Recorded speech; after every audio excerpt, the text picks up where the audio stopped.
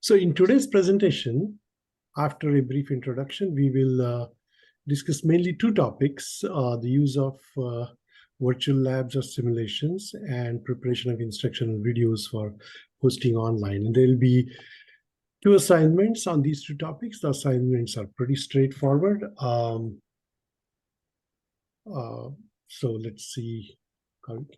So there is a question coming up on this one. So I just want to mention we have been using, if you go back to our days in college and high school, and for me it has been very long. I just celebrated 50th reunion of our college graduation. But comparing these two experiences of teaching learning, we have been, it looks like, using many different types of technology, which are now become very common, and they've been non-existent at the time I was there, including PowerPoint presentations, learning management systems, use of internet, very heavy use of internet for communication, also for gathering information. And there is also equipment side of it, that we have different types of tablets and for instant communication. And now the new things coming up, notable among them is artificial intelligence. So I want to ask a question to all of you, and feel free to raise your hand, unmute yourself, and say something. You don't have to do that, but do put your vote in here. So Sridhar, can we give this in? Yeah. Okay. So the question is, looking back to our own college years as students, and I realize some of you, maybe young people who have already used technology when you were students, but kind of then go back to high school or whatever years, there have been many significant changes in the teaching learning process because of technology. So in your opinion, has the technology helped or hindered the process? So the three choices: A, it has helped, and maybe in what way. So you can briefly, in 15 seconds, 30 seconds, give your opinion, unmute yourself, in what way it has helped your class that you're teaching, or is it hindered? And I can think of some ways why it has hindered. I'll mention that after I get some feedback, or it made no difference. So this is a poll. So no, we'll not take any questions on this. We'll not take any direct. Yeah, I would like raise your hand. Participants, don't raise your hands, because this is a poll. Yeah, right now it is a poll, and we will close the poll later in on. few There seconds. will be. So we have. Can you see the results, Anil? Yeah, I can see the results. There are 70% participated. So I will, I think, stop sharing. What it looks like is the split is about 10 to 90, with very few, about 4% saying made no difference. So I don't know, does anyone want to volunteer in what way it helped your class be a representative of the majority? Maybe one. Yeah. Yes, sir. Can I say something? Go ahead. Sure, go ahead, Indu. Yeah. Actually, technology is, you can say, in a positive way, it helped a lot, because the visual effects, visualization, whenever we wanted to present something, and if it is a visual like PPT or anything, video, everything, supposing if I'm teaching cloud computing, I'll be able to show the animated workflow about it. So this is 100%, in my view, 100% whenever we are talking about the technology along with the education, it enhanced everything in a significant way. Okay. Thank you. Yes, it helped us a lot while teaching languages, computer languages. It helps us a lot by running the programs on the screen and showing the output. Okay. So projectors, using projectors. Okay. I see. So does anyone have an opinion on B? Did anyone say B? Do you want to say why? Yeah, why it did not help? There are about 10% of you. Yeah, people who chose it hindered. Anyone Okay. wants to volunteer their opinion? Nobody Okay, can no volunteer. problem. Yeah, because I can think of many ways that it has helped me in teaching, but I can also think of some ways it has not helped me. For example, now everyone has a smartphone, they have it in front of them, and it is very difficult to keep their attention in class. I mean, that's one way it has not helped. So it's the student attention span has gone down, partly because of technology, in my opinion. Also, for example, use of AI. I mean, writing English essays has become very easy. You can just tell AI that you write a 1,000-word essay on the birds, and then the AI will give you that. So this is a double-edged sword, except that I think the advantages outweigh, in my opinion, the Sir, your problems. voice is little bit low, sir. Volume is low. Okay. Okay. Is it better? Yeah, it's better. Yeah. Is it better? Yeah. Okay. Yeah. Okay. So let's go ahead. I'm going to talk about one specific experience from my class, and that is use of virtual labs or simulations in the lectures and as assignments for homework or for a project. So this is one of the, I found, kind of powerful modern techniques that can be used because of the technology choice we have. Basically, what you can do using this is conduct labs on the screen, and it's on virtual. Now, I know that this technique does not replace the actual hands-on lab experience. You don't get your hands dirty, so to speak, in engineering. But it is better than having no lab experience at all. And the reason I'm saying that is because I teach a class, for example, which is a basic class in physics in the branch of physics branch of thermodynamics for students, for many engineering students, and it is a required class for about half of our engineering different disciplines. So typically there are, I have 500 students every year, 250 in each semester, let's say. And this is a straight lecture course, say Monday, Wednesday, Friday, 3 times a week, 1 hour, 50 minutes to 1 hour each at a fixed time. Students come there. It's a large class.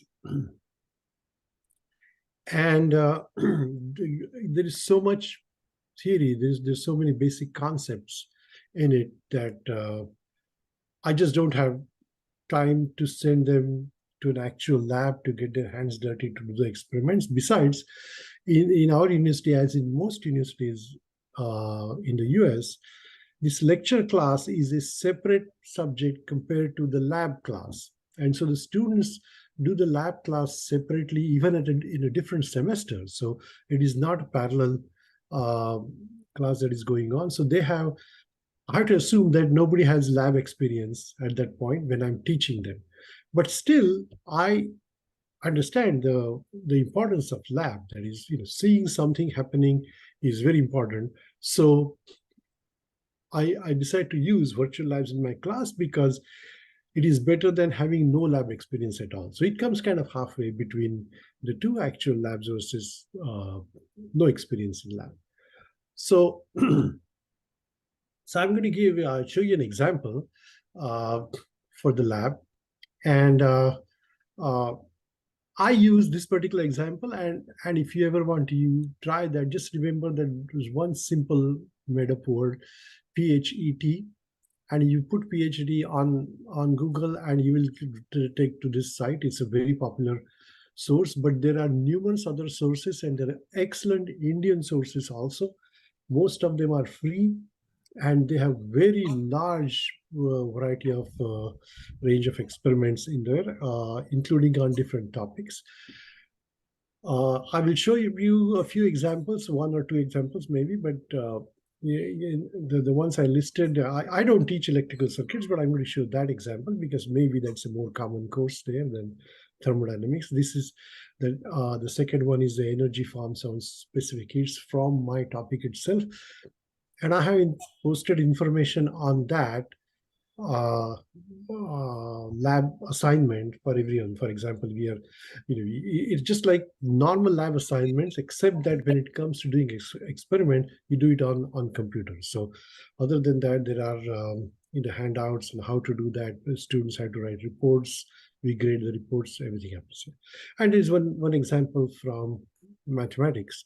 So let me go ahead and this is a lab assignment. No. Okay, so I'll show you one virtual lab experiment. I'm going to briefly stop sharing this screen and I'll share a different screen. Can you all see my screen? It says Google. Yeah. Okay, yeah, wonderful. Thank you. So if I go here and I just put PHET there and do Google search, I will, but the first hit I'm getting is the one that I want, PHET, free online physics, chemistry, and all kinds of things. And then you click on that and simulations, whatever, and you go on the site. So I have already opened. Let us just say that I'm teaching electric circuits, right? You all know what is a series circuit, parallel circuit, resistor, battery, switch, and all that. So when I'm teaching that, of course, I can give all kinds of theory in that, and I hope they are learning. But if I also at the same time do this so-called experiment, virtual experiment, I think it explains much better. Like they say, picture is worth 1,000 words, and it is really true here. So I quickly build an electrical circuit in front of them. For example, let's say I'm going to set up a circuit with one battery in it and with one resistor like this. So here I can teach them what is the relationship between voltage and current and ammeter. For example, I put my voltage here. So it's a 9-volt battery, and then I can put a current meter here, and I'm sure you get the idea that for current meter, as you know, I had to split up point, and then but here they allow you to do this. So okay, I don't have to actually install the current meter or ammeter, and I can find out what is the current going in one branch of it, what is the current going in another branch of it. Then I can show them the equations that are used for that and verify that it actually works here. And of course, the simulation is based on equations anyway, so it has to work there. But my point is that you can actually show this and that it works. So another example, I will show you quickly is on the mathematics. So we have least squares fit, and let's say your students are doing some measurements, and well, let's see, I'll take an example. Let's say the students are measuring, if you want to find out if there's relationship between height of a person and shoe size of a person. For men and women, maybe it's different. So they go out and find some 25 college students, and they go to school and find younger students, find older adults, and they collect 100 data points. And for each shoe size, there is a height, and they plot it on a graph paper. Now, look, it looks fine. There's some scatter, looks like it's increasing slowly. But to make scientific sense out of it, what we do is we go further and we say, okay, I want best fit lines so that I can tell everyone that how it's related, and it can be used for anything. If I find a bunch of shoes in one place, I can try to find out what size people are there without even looking at the people, approximately, statistically. And so this shows that the best fit line is y equal to 1.81 plus 50.4, which is y equal to ax plus b. There's a slope, there is a intercept on y-axis, etc. And there are these residuals and whatever. I won't go into much into that, but I'm sure you know how to put a best fit line, or instead of best fit line, you can try to put your own fit in there, put some kind of a slope for the line and move it and see what is, how does it fit, and find out what is the correlation coefficient for such a fit.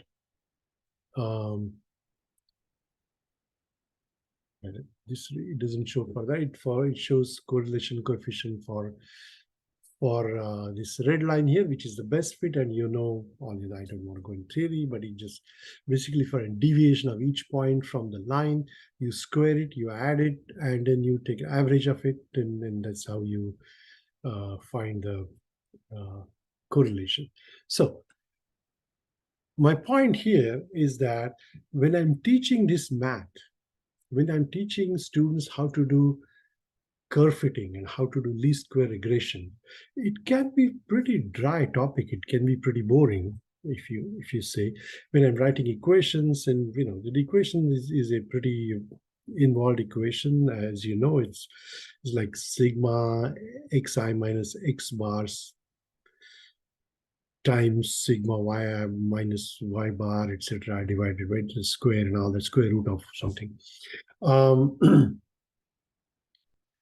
But instead of just saying the equations, I'm sure this type of illustration helps, and you can then give more examples of where you can use, and you can give a lot more examples of other things. So, so I'm not sure what you're saying. I'm going to stop sharing there and start again. This. So you can see my PowerPoint screen now, right? Hello? Yes, sir. Yeah, okay, thank you. And you can hear me well? Yes. Yeah, maybe I'm touching something. Okay, so so there will be a lab assignment based on that, and what I would like you to do is, whatever current subject you're teaching, find a learning unit, find a topic in there. And as I said, it can be the programming thing, it can be English, it can be mathematics, it can be engineering, anything you want.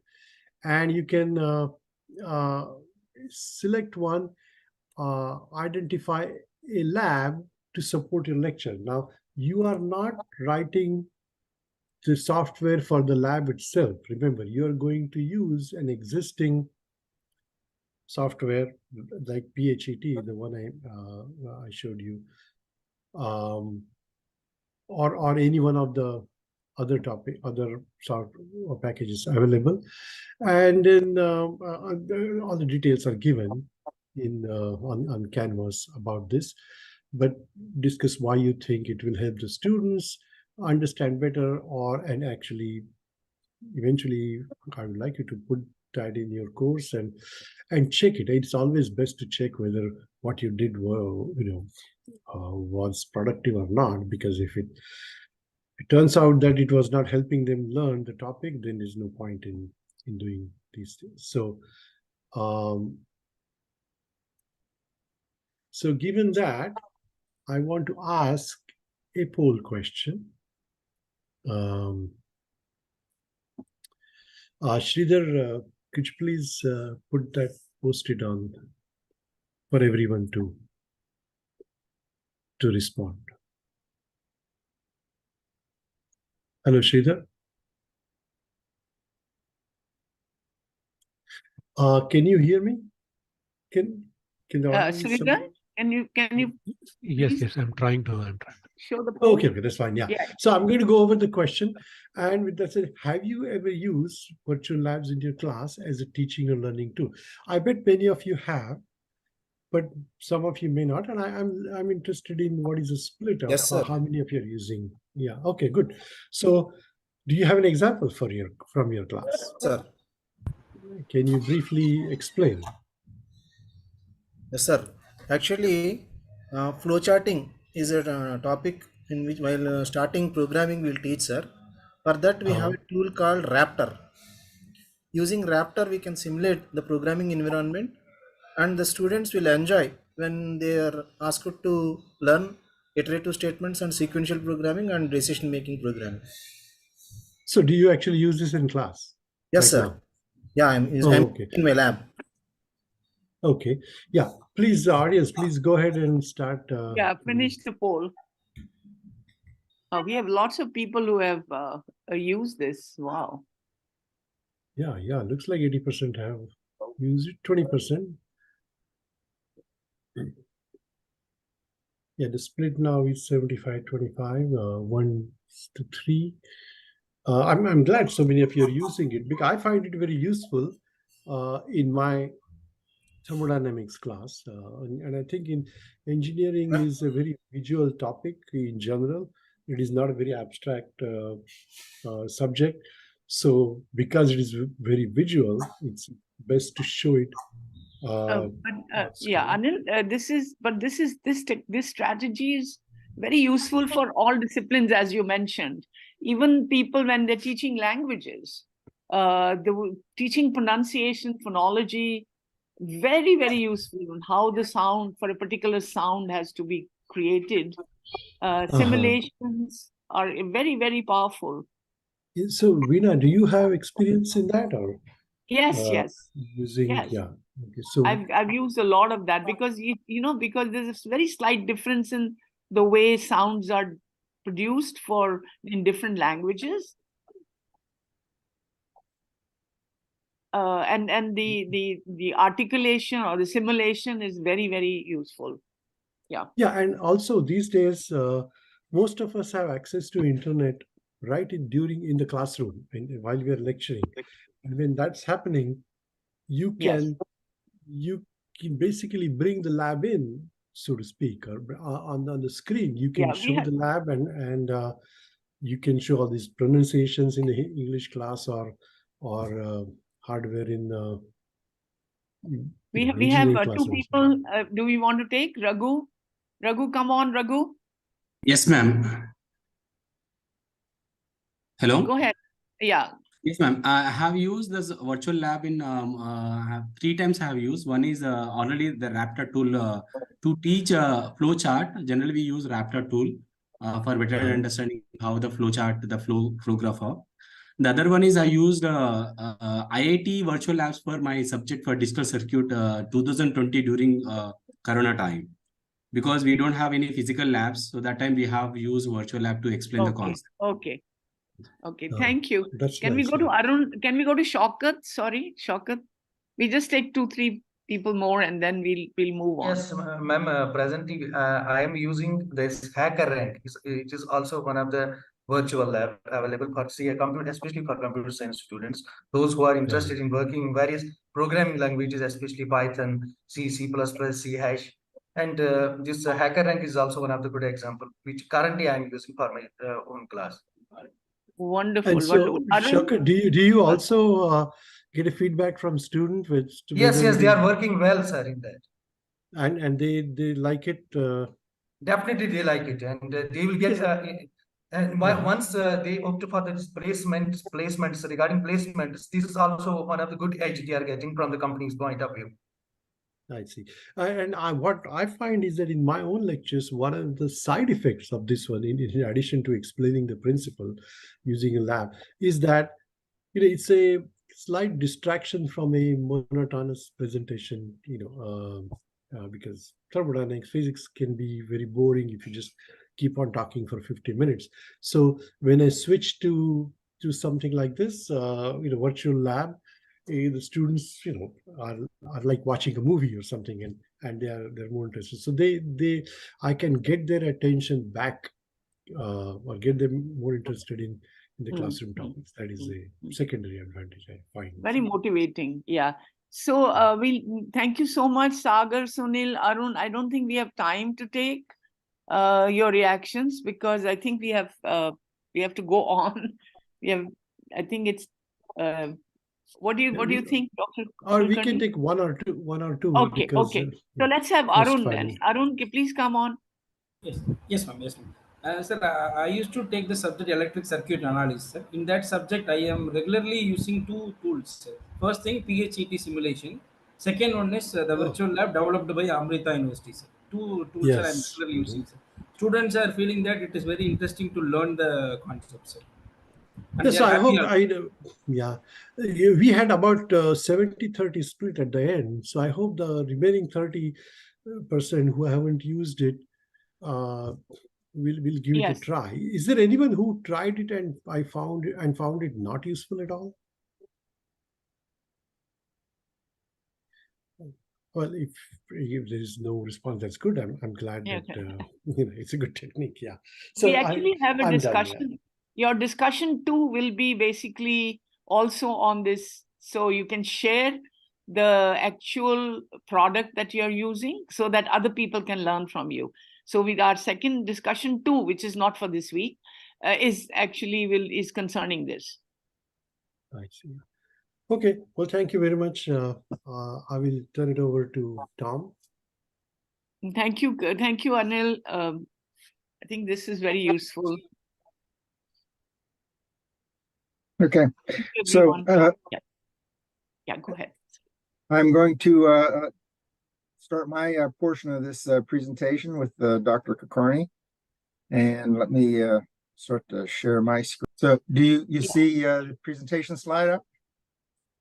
Yes.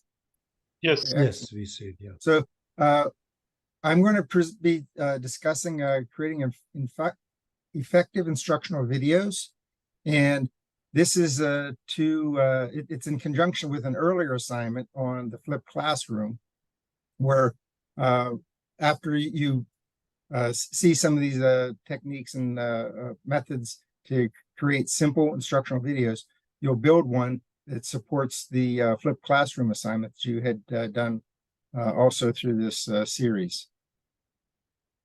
Let me move forward here.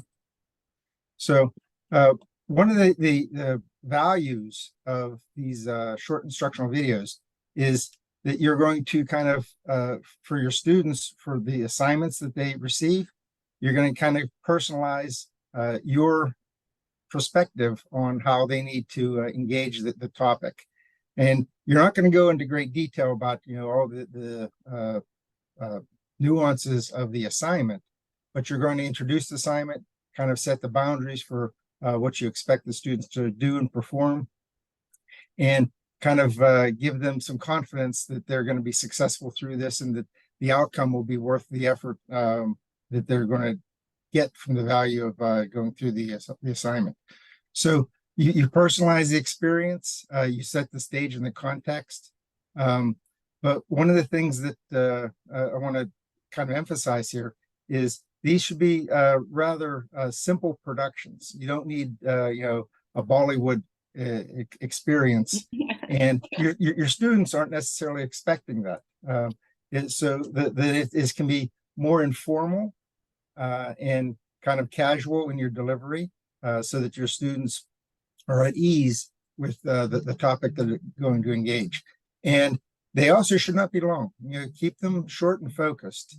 And one of the values of them being kept short and focused is if when you're recording it, if something goes wrong, you misspeak, or if you forget a line, you can go back and redo it rather simply, because the time you invest is more the natural delivery of it, not all the rehearsals and all the settings and all those things.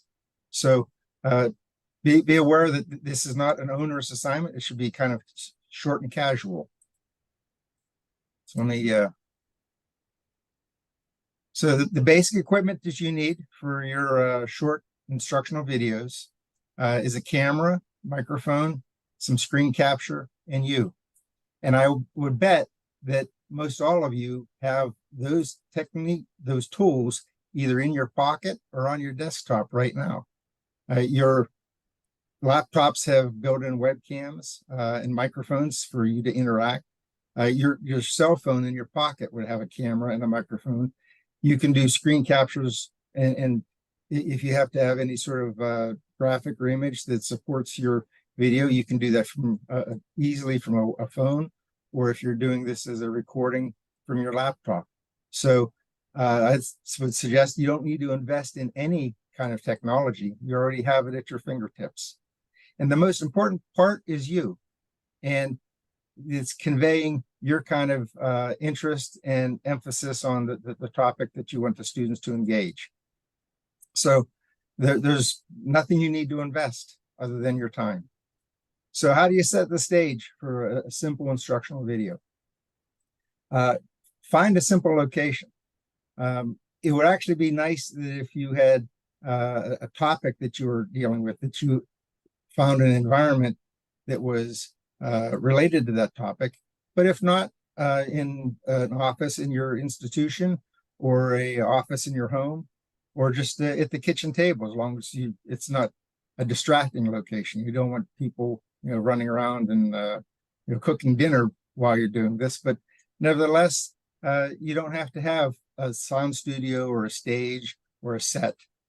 So find a simple location that can support the topic, and or is just a place where you can present without distractions. You want to have some good light. You don't want to do it in a dark corner. You actually don't want to necessarily go out in bright sunlight, because some of the harsh shadows you get from bright sunlight kind of diminishes the quality of the video. And also it's more difficult for the student to maybe perceive some nuances in your presentation. Also, look for a place that has a relatively low noise, so that your audio that comes through from your microphone can clearly be heard, and that the students can understand your presentation. A very important thing about a good quality video is keep your image steady. Handheld cameras, they can be a little, shaky. There's a video technique called cinema verte, where they actually move the camera around. That's not so effective for instructional videos, because you're not trying to convey some sort of, erratic emotion. You're just trying to convey some clear information. So keep your image steady. If you're using a laptop, obviously it's going to be setting steady on your desktop. If you're using a smartphone for your video, they make very simple little smartphone tripods. I would suggest maybe that might be one thing you might invest in, but if you could have a little prop that holds your phone steady, or have a colleague hold the phone, but balance it on a book or on a desk or a podium, that would help steady those images. The real important thing is keep it short and focused, and be natural in your delivery. And because you're only going to be talking for anywhere from 2 to 5 minutes, based on the topic you want to present, do that off the cuff. And if you have to rehearse a couple times to get it smooth, it's worth the time to, it's possible your first take might be your best, but if you have to do it a couple times, that's worth doing. I don't think it's worth actually scripting everything out. An outline is good, handy, so that you cover your points, but doing a word for word script is probably not a good investment of your time. So that leads us to effective videos, what they don't need. Scripts. Have an outline of the ideas you need to convey, but don't do verbatim scripts. Fancy graphics, they can be more or less a distraction. If you have something as far as maybe a simple flow chart that you need to present so that students might understand the process better than just a verbal description, that you can do a screen capture or do a voiceover of that while you're doing the your video. But it's not something that you need to go off and create an animation of these things or have a graphic that, you know, has dancing dots going across the screen. Also, part of the audio and keeping it simple and having clear audio for the students to understand is avoid background music, but that's unnecessary. You certainly don't need, you know, multiple cameras, and you shouldn't have to go in and do any sort of post editing. At most, the editing you would do on these types of short videos is you trim up the front and you trim up the back where you have the what we would call video pad where you start and end. But the notion that you need to do any sort of editing or inserting things or sliding audio around isn't necessary. Avoid effect lighting. That's just more confusion and not valuable. You don't need an expensive camera or microphone. Use the technology and resources you already have at your disposal. So what your effective video does need is need to practice. Because it is a short video, you can actually practice it multiple times and kind of rehearse and get your delivery down in a much smoother fashion. So practice, do a little bit of research, make sure you understand your topic, and there may be some components of it might be new or novel to you. So you want to actually, you know, read up on it and or watch other people if they have actually presented on the topic. View other examples. You know, one thing is other instructors may have created videos that are freely available online. You don't necessarily want to just repurpose theirs, but you can view other people's work to see how you can refine your own delivery so you have your own personalization that comes out in the topic that you're presenting and you want the students to engage with.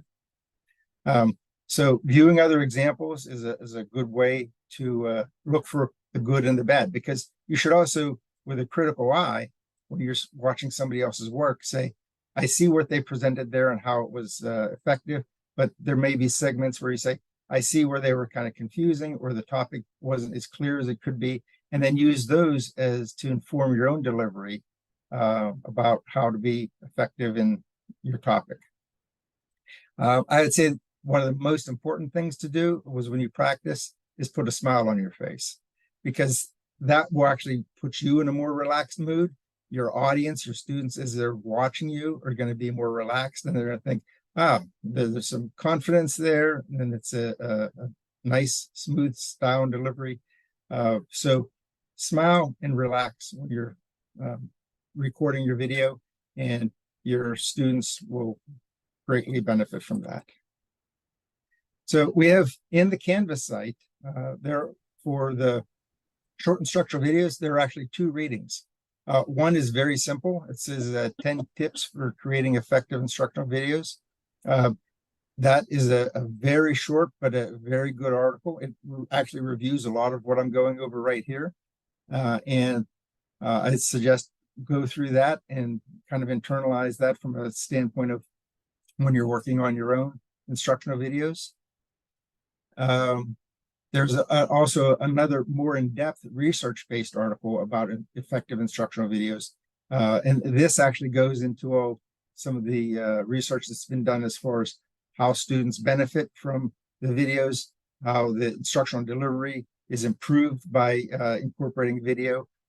So that is a much longer piece, but actually cites bona fide research that shows that this is worth your time to master this skill. So those are the 2 readings associated with this activity. There's also an assignment. This is a copy directly out of the Canvas site. So your assignment for your short video relates to the flipped classroom that you had put together, where you were going to do kind of a presentation, and then when the students come to the classroom, they're going to be doing problem solving and or kind of engaged instruction versus just lecture. So the flipped or the short instructional video will be kind of like the introduction to your flipped classroom. So I'm not going to read through all this, but all this is in the Canvas site. Please go through it so that when you do your assignment, you meet all the conditions of the rubric, and that you can be graded very well. And there's also, I guess the second assignment is the assignment that relates to Dr. Kakarni's delivery about the sample lab. So I had a poll question. I think I might have passed it over here. Yes, can we do the poll question to kind of get a feel for the level that which our students and participants have used short instructional videos?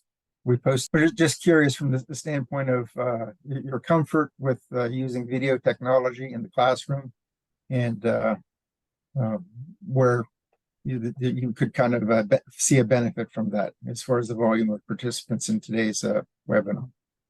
So my background in instructional technology and technology for learning goes back to actually the start of the internet in the start of the World Wide Web in 95. I've been doing technology-based instructional design and building courses with a whole variety of different technologies for easily the last 25 years. And I may add that Tom has written a book on it too. Yes, yeah. In 1995, that's going back almost 25 years. Wrote it was a multimedia training, and it was using technology for instructional purposes. So it looks like we have a kind of an even split, about 30%.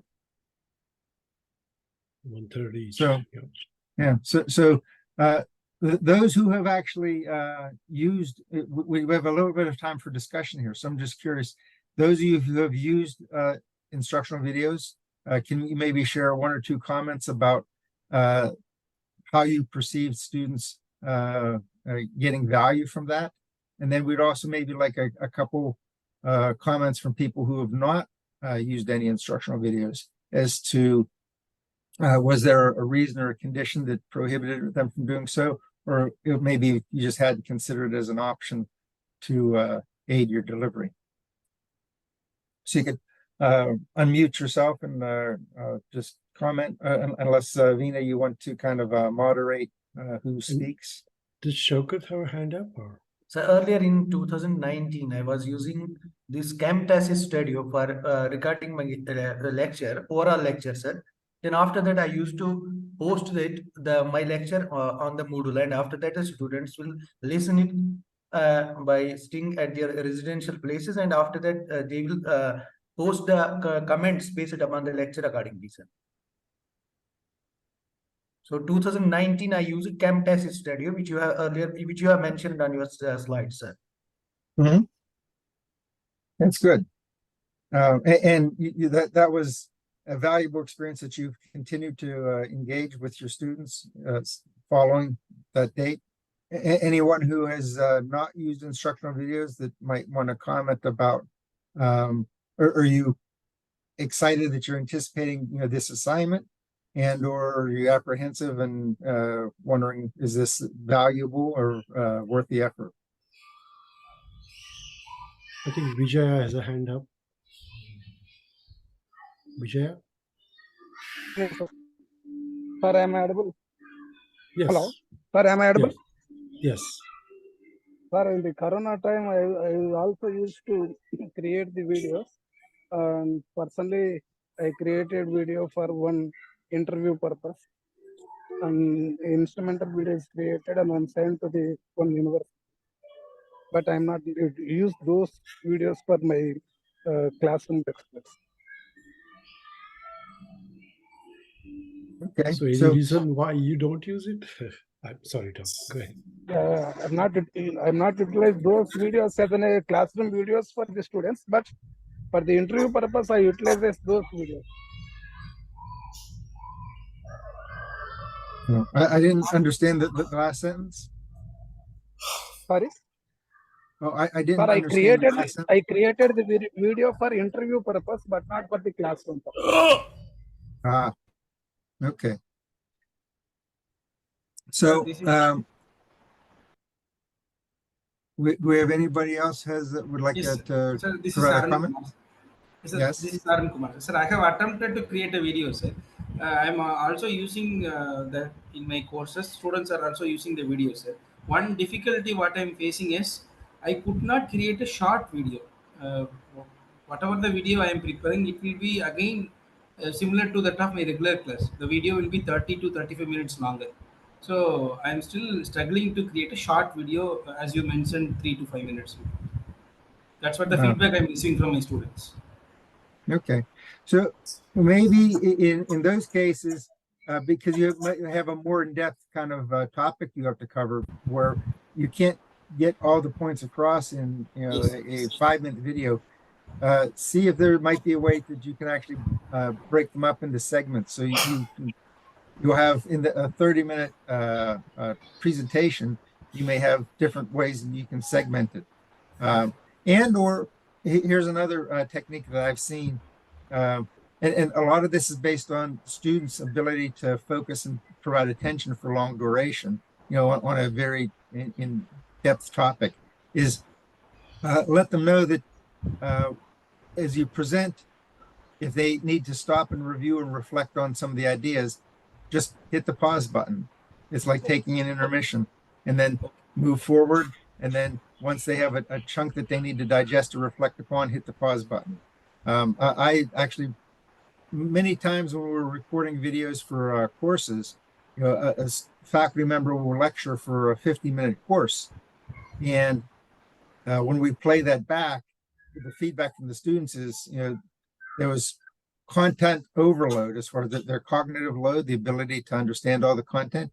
So we either edit and segment it down into short pieces, or we inform them, at the end of a segment, like a transition area, just pause the video, and we actually seed questions to the students where we ask them, to reflect on the topic that was just presented, so that it helps their memory processing from short-term memory of just experiencing the presentation to reflecting, so that it goes into long-term memory to aid their learning and recall.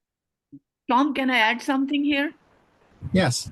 Yeah, okay. For the participants, and yeah, that's a very good question, Arun. So in the next webinar, you will be doing hands-on activity, hands-on learning. We'll have demonstrations, just like Professor Kulkarni showed us some of the demos. You'll actually learn how to do these things. One of the things that you'll be learning next webinar is a continuation of what Tom taught today, is how to add questions in your video. So those questions can be added to videos that you create, or actually if you take a video, ready video from, let's say, Tom's lecture. Tom has given a course and you want to say lecture number 4 that you want to use, you can add questions to that also. So you will be learning that in the next class. So one of the things, as Tom mentioned, is that you can add questions. Yep. Yes, thank you. And those are very powerful to aid students learning, because it breaks the delivery into smaller pieces for the student's brain to process. And those reflection questions where you're kind of getting them to think back and say, here's how this applies to the assignment. That's greatly aids the student's performance. Yeah, and the other thing I wanted to mention here, and then maybe after that we open questions for both, whether you have any questions on virtual lab or you have questions about the videos. We think videos are basically for online learning, or we were using it when COVID happened. But small clips of videos are very useful for your regular classroom teaching. Even grading. I mean, for example, you can have, once you post the grades, you can have a 5-minute small clip saying What were the highlights of this assignment? What did you notice? What was wrong? It was, as Tom mentioned, the first point, it personalizes the learning. So you don't have to just wait that I have to do a whole lecture. Small communication can be, if you're taught a very complex concept, you can create a 5-minute video. Is that right, Tom? To explain Yes. that Yes. what are the difficulties, what you're going to face here. So it's like you talking to them. Yeah. And that type of feedback is very valuable for the students. I wholly endorse engaging that as frequently and often as you can. So we have now time, little bit of time. So you can also share, anybody who wants to share something about the virtual lab or difficulties.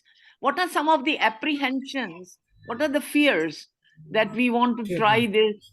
Things will go wrong. That you're the experts. You have the experts here. Madam, Go ahead.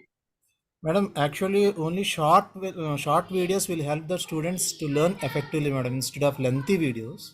Yes, yes. We experimented both by giving 40 minutes videos or 50 minutes video, and the outcome is not that much effective. When we started experimenting with 8 to 12 minutes videos, then students were able to learn effectively, and they got expertise, whatever that was needed. Exactly. So the videos are actually guidance. Those 5-7 minutes, you're guiding them how to learn. Is that right, Tom? Yes. Yes. And so the topics that you're doing there's a difference between these short videos that kind of set the stage and introduce topics and give the students a perspective of how to engage the content.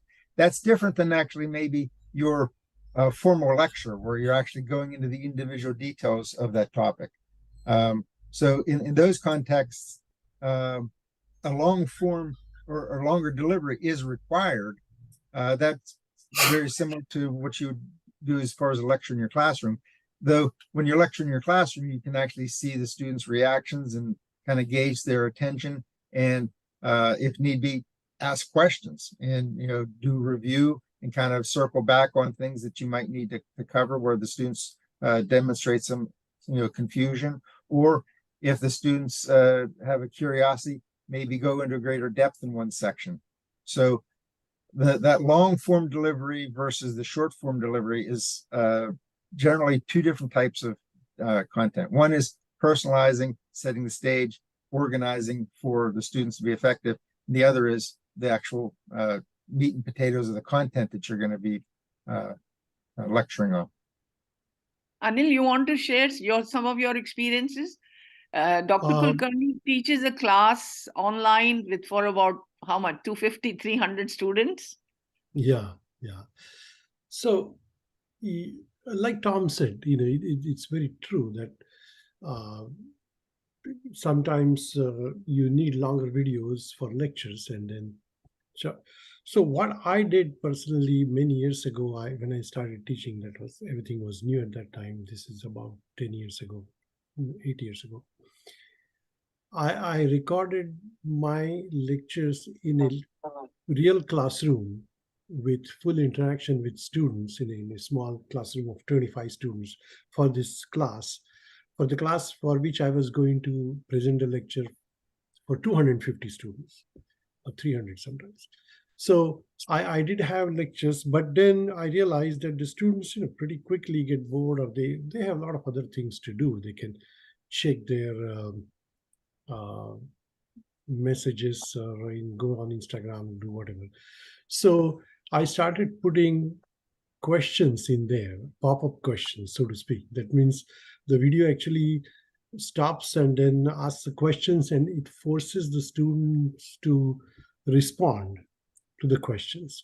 Also, I made the videos on demand, that means actually that time until now, many students from out of also US also take that class, attend that class. So students from India, China, Middle East, and they have different times. So I made it on demand online class with the video broken up into to force the students to give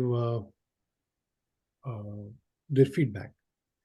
So basically, you try whatever you can to reach all the students, all the audience, and try to keep their attention. So different techniques, and it's still evolving.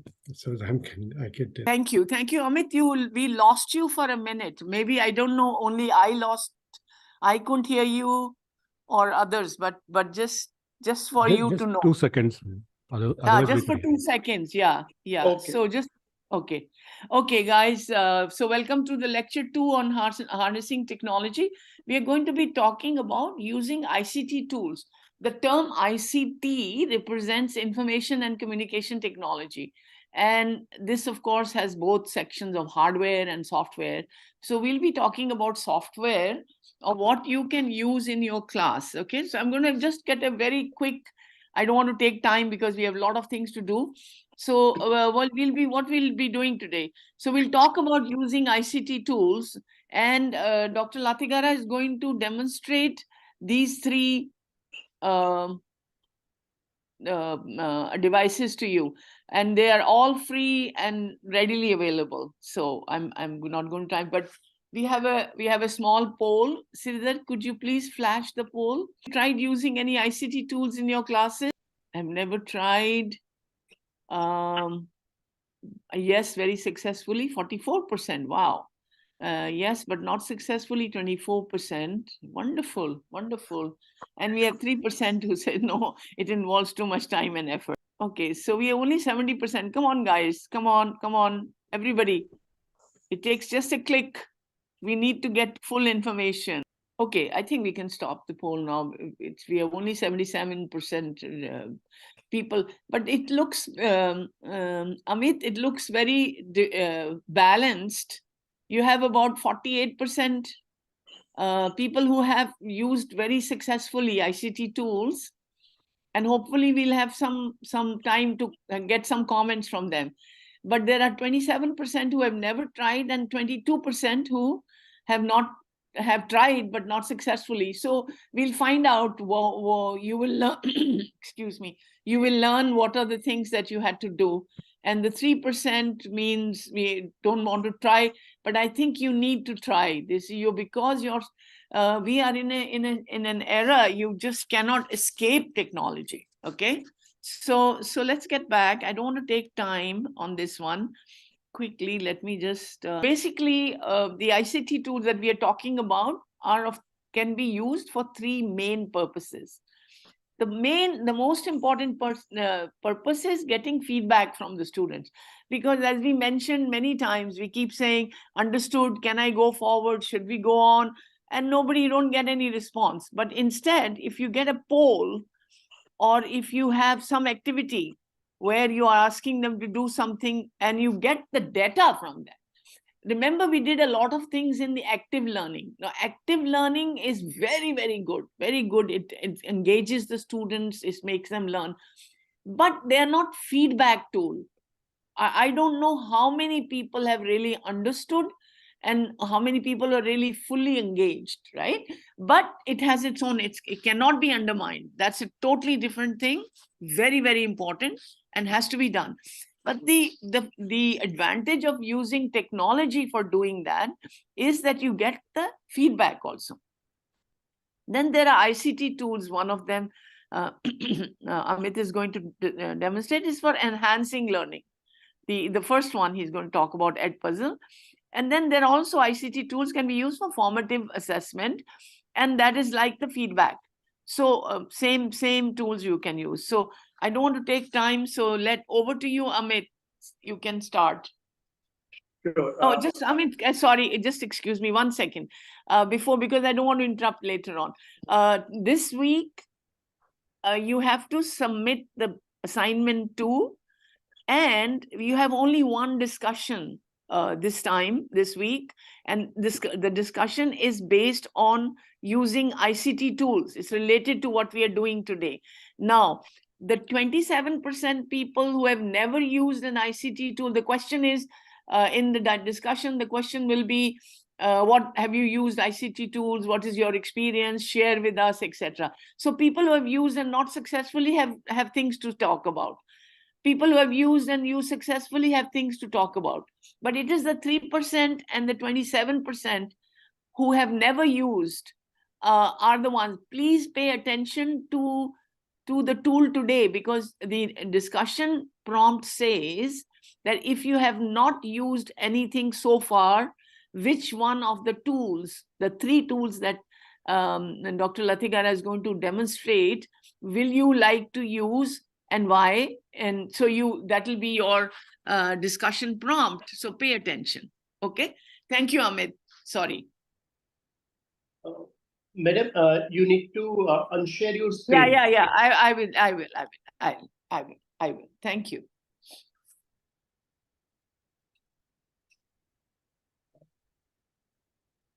I hope my screen is visible. Yeah. Okay. So what I'm going to demonstrate today, already Veena Madam has cleared its importance. Like today, the sessions which we are delivering, we are addressing all youth, and they are very techno-savvy. So we also need to engage them effectively using the ICT tools. So I'm going to demonstrate 3 interesting ICT tools today. All 3 are having their own requirements, pros and cons, and it will definitely help you to make your sessions interactive. And to begin with, very first tool which I want to demonstrate today is Edpuzzle. Basically, this is a tool through which we can engage our students by the means of video lectures. So whenever we are giving the videos to our students, either we are uploading it into our LMS, or we are circulating through YouTube link, or even in some cases we are circulating through Google Drive, through emails, through WhatsApps, and we are not checking, not all the time, but in most of the cases, we are not checking their engagement. Engagement meaning what kind of engagement they did with our video resources. So this is a very useful tool which allows you to embed a question within a video. So by doing this exercise, you can track the progress of the students in number of ways. Very first is you will get a complete analytics through which you can analyze what percentage of video viewed by the students. You can even provide the control, like if they are viewing it first time, they can't skip your video, rather than need to undergo with the full one. And it gives a facility to do the recaps as many times as possible. But fast forward, you can control. Second is, within the video at regular interval, you can embed a question. They can participate in your video by answering the question of type open-ended, question of type multiple choice question. It's supported here. We are going to use the free version of tool. As it is a free version, the main limitation is at a particular time, it allows you to upload 20 videos with a maximum size of 1 GB, which I sense it's enough to engage them in your particular course. After doing the particular analytics, you can delete the old videos and you can upload the newer one. It also gives you a facility to have on-the-go assessment, meaning if you want to upload a video without allowing them to enroll in your class, rather you want to see the kind of you want to provide acknowledgement, and you want to see a kind of report using the video, what kind of knowledge they gain, and that option is also possible. And third one, with this video, the feature is you can go live. Live meaning on classroom, you are having say 5 minutes of video, as a part of active learning, you want to demonstrate that video in the classroom, and at the same time, you want to take a short quiz based on video. So this is possible with live mode, where you can share the link with the students. They can join the link through their mobile device. On projector, you can run your video. From their device, they can provide the answer of the embedded questions, and at end you can check the analytics. So this is all about Edpuzzle. First, I want to give you a demo how it looks like, and then I will show you how can we configure it. So let me go through the website. This is the website, edpuzzle.com. This is a URL of the website, edpuzzle.com. First, I'm giving you a demo by sharing this assignment. So let me just copy this link, and I am putting it in chat window so that you can participate here. So please go to the chat window of the Zoom meeting where I kept one link. I encourage you to click over there. Once you click there, you will find a video. Here I'm requesting you to go through the desktop website, because if you are using your mobile phone for this Zoom meeting, then by default it gives you the mobile friendly layout of the website of Edpuzzle. So from the settings, request desktop site, so that you can participate immediately, or else it will ask you to download the app from the App Store, which may take time. So better request a desktop website, participate in this video. Let me know if you are facing any kind of problem. I hope you are able to access the link, whatever I have provided in chat window. It is a short video of approximately 3 minutes. And I have embedded two questions, one of type open-ended, second of type multiple choice question. In beginning of the video, I just embedded a note at any particular time. If you want to provide them a certain note, that is also possible, like a sticky note. So at the beginning, you will find that note as well. Veena madam, you want to share anything at this point of time regarding this Edpuzzle? No, going well. It's going well. Fine. I'm just keeping track on time. So okay, please. Yeah. I hope all the participants are in a position to participate here. So Vandana says no access to is showing no access to the video. Yeah, ma'am, it is showing that you don't have access to the video. Check with the teacher who have assigned it. You need to enter the nickname, and once you enter the nickname, you are in a position to access it, because it is the open class. Anyone else facing this problem? No, I have messages from others saying they can access. Yeah, that's So- the reason. Okay, so let's go on. Guys, don't get worried. This recording will be in your classroom.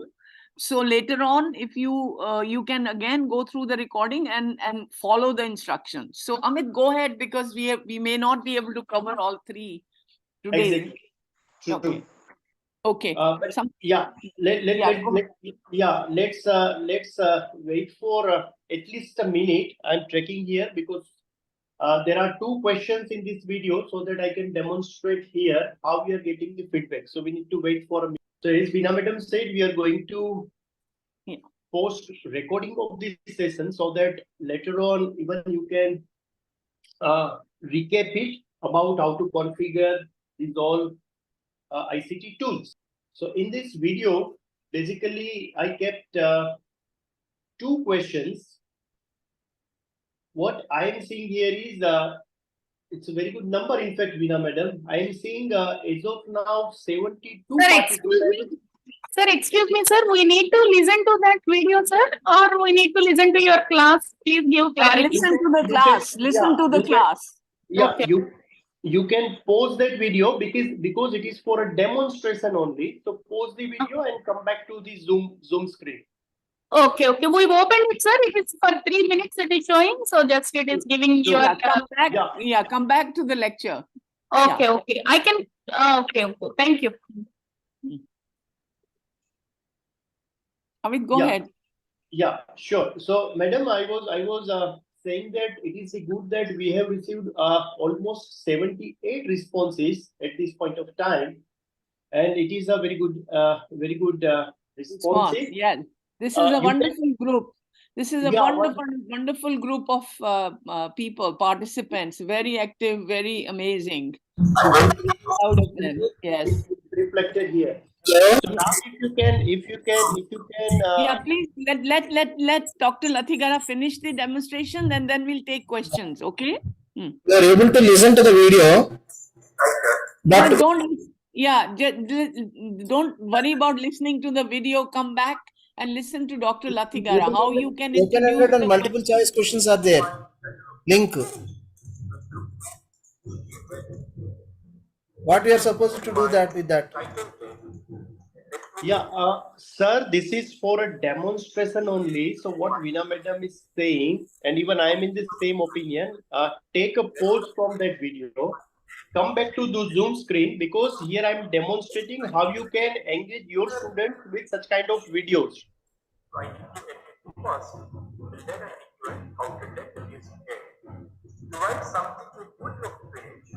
Please close the video, or it's making noise. Okay. Okay. So here as a faculty, you will get a complete analytics. If you can check my Zoom screen, here you will get an idea like what percentage of video your students undergo. For example, here someone has accessed 40% of video, someone 90%, 80%. At the same time, how many attempts they made, that also you can check here, and response to the questions, like how they responded, that also you can get it here. So as I said in the beginning, I embedded 2 questions. So here you will get an idea, like this particular option, which is the correct one, given by whom, second option, third option. So such kind of beautiful analytics you will get from the student. Second thing is, currently what I did, I kept open-ended questions as well. So here it is showing me 15 answers to grade. So once I click here, it gives me a message. For example, there was a question through which tag we can specify the title of the page.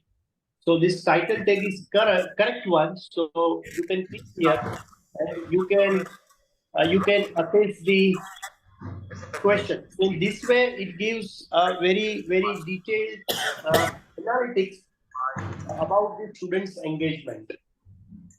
So next question is, how can we make it live with the students? So what I'm doing, I'm deleting this class because I want to demonstrate you how you can embed questions. Already in my content, I uploaded this video. To upload a new video, you can click on add content, upload a video, and you can choose it from your system, or even you can drag it and drop it here in this particular portion. So it will take some time. It will take some time to make your video ready. Once your video is ready, you can click on edit. Currently, 3 questions I have embedded, as I said in the beginning. In the same way, you can embed a question. For example, which tag HTML we are using to specify title. What I'm doing, I'm deleting my existing question so that I can demonstrate how can we embed a new question. Let me delete everything and let's go to the question part. Now here, once you upload a video very first time, nowadays artificial intelligence is playing a very crucial role. Once you upload it first time, here this button becomes available. As I uploaded it long before, this option is disabled, but once you upload it first time, it gives you an option to generate the questions automatically. So by analyzing your video, it will generate questions automatically and you can review it. If you find suitable, you can keep it in your video. Or else manually you can place a question. For example, what I want to do at the end of 1 minute and 12 seconds, I want to keep a one open-ended question. So let me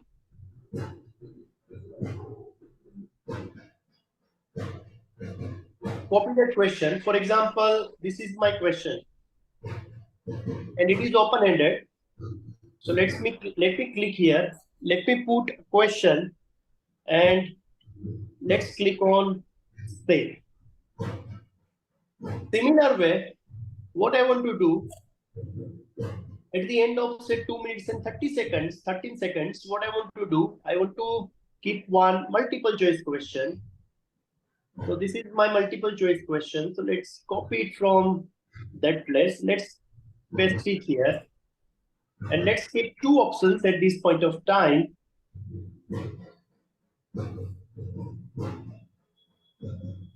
And this is the correct option. So let's select correct option and let's keep second one. As per your requirement, you can add and remove the choices. And let's click on save, click on finish. So in this way, you can embed a question. So first question embedded at the end of 1 minute 19 seconds. Second question. Sir, I have a doubt. Excuse me, sir. Later on, just 1 minute. Let him finish. So at the end of 2 minutes 17 seconds, I added second question. By clicking here play, you can review it, and accordingly you can specify. If user is clicking rewatch, then it is going 10 seconds behind, and once again it's replaying.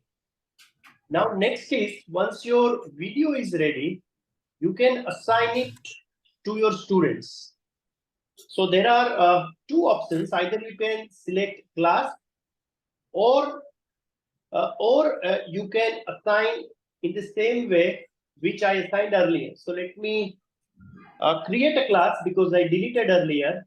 If you want your students to do the sign up in your class, then this option is required. So let me keep say IIEECP 2023 and let's click on create a class. Two options are there. Classic, where you can approve the students enrollment. Open means anyone can enroll. Open class. So let's click on create class. So once your class is ready, you can go back to your video, click over the video, click on assign, select your class. Once your class is selected, click on next, specify the start date and end date. So let's specify due date. I want to give 2 days of time. So let's click there. So 30th September is the deadline. You can specify how many times student can do the assignment. Say one time, no recap.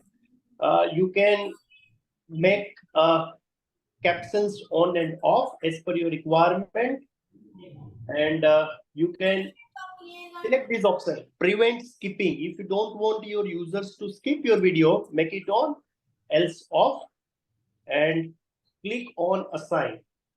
So this is as simple as this. Now another option is you want to give a link to your student like I did in the beginning. Then click on share assignment, copy the link and share it with your student through your LMS. So this is all about Edpuzzle. Over to you, Veena madam, if you want to share. Yeah, okay.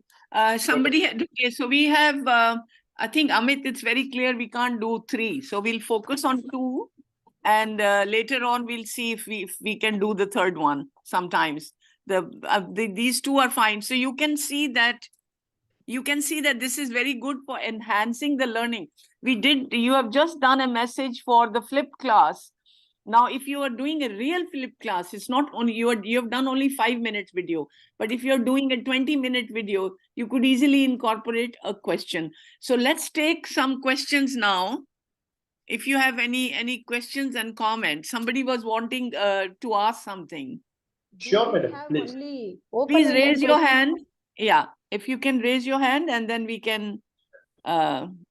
Do we have only open-ended questions and puzzles, MCQ questions, sir? Two options. Yes, madam. One is open-ended, one is MCQ. Yeah, no, but Amit, the question is, can you include other types of questions? Yes, ma'am. No, madam, only two options. One is Okay. open-ended and second one is MCQ. No other type supported here. We have already LMS H5P content now, sir. We have more different kinds of a variety of questions we have. You can create so many things also in LMS now, sir. Yeah, madam, you can do. That this is what I want to highlight here. Whenever Yes, sir, we yes. are providing a video Yes. and you want to engage our students within the video itself.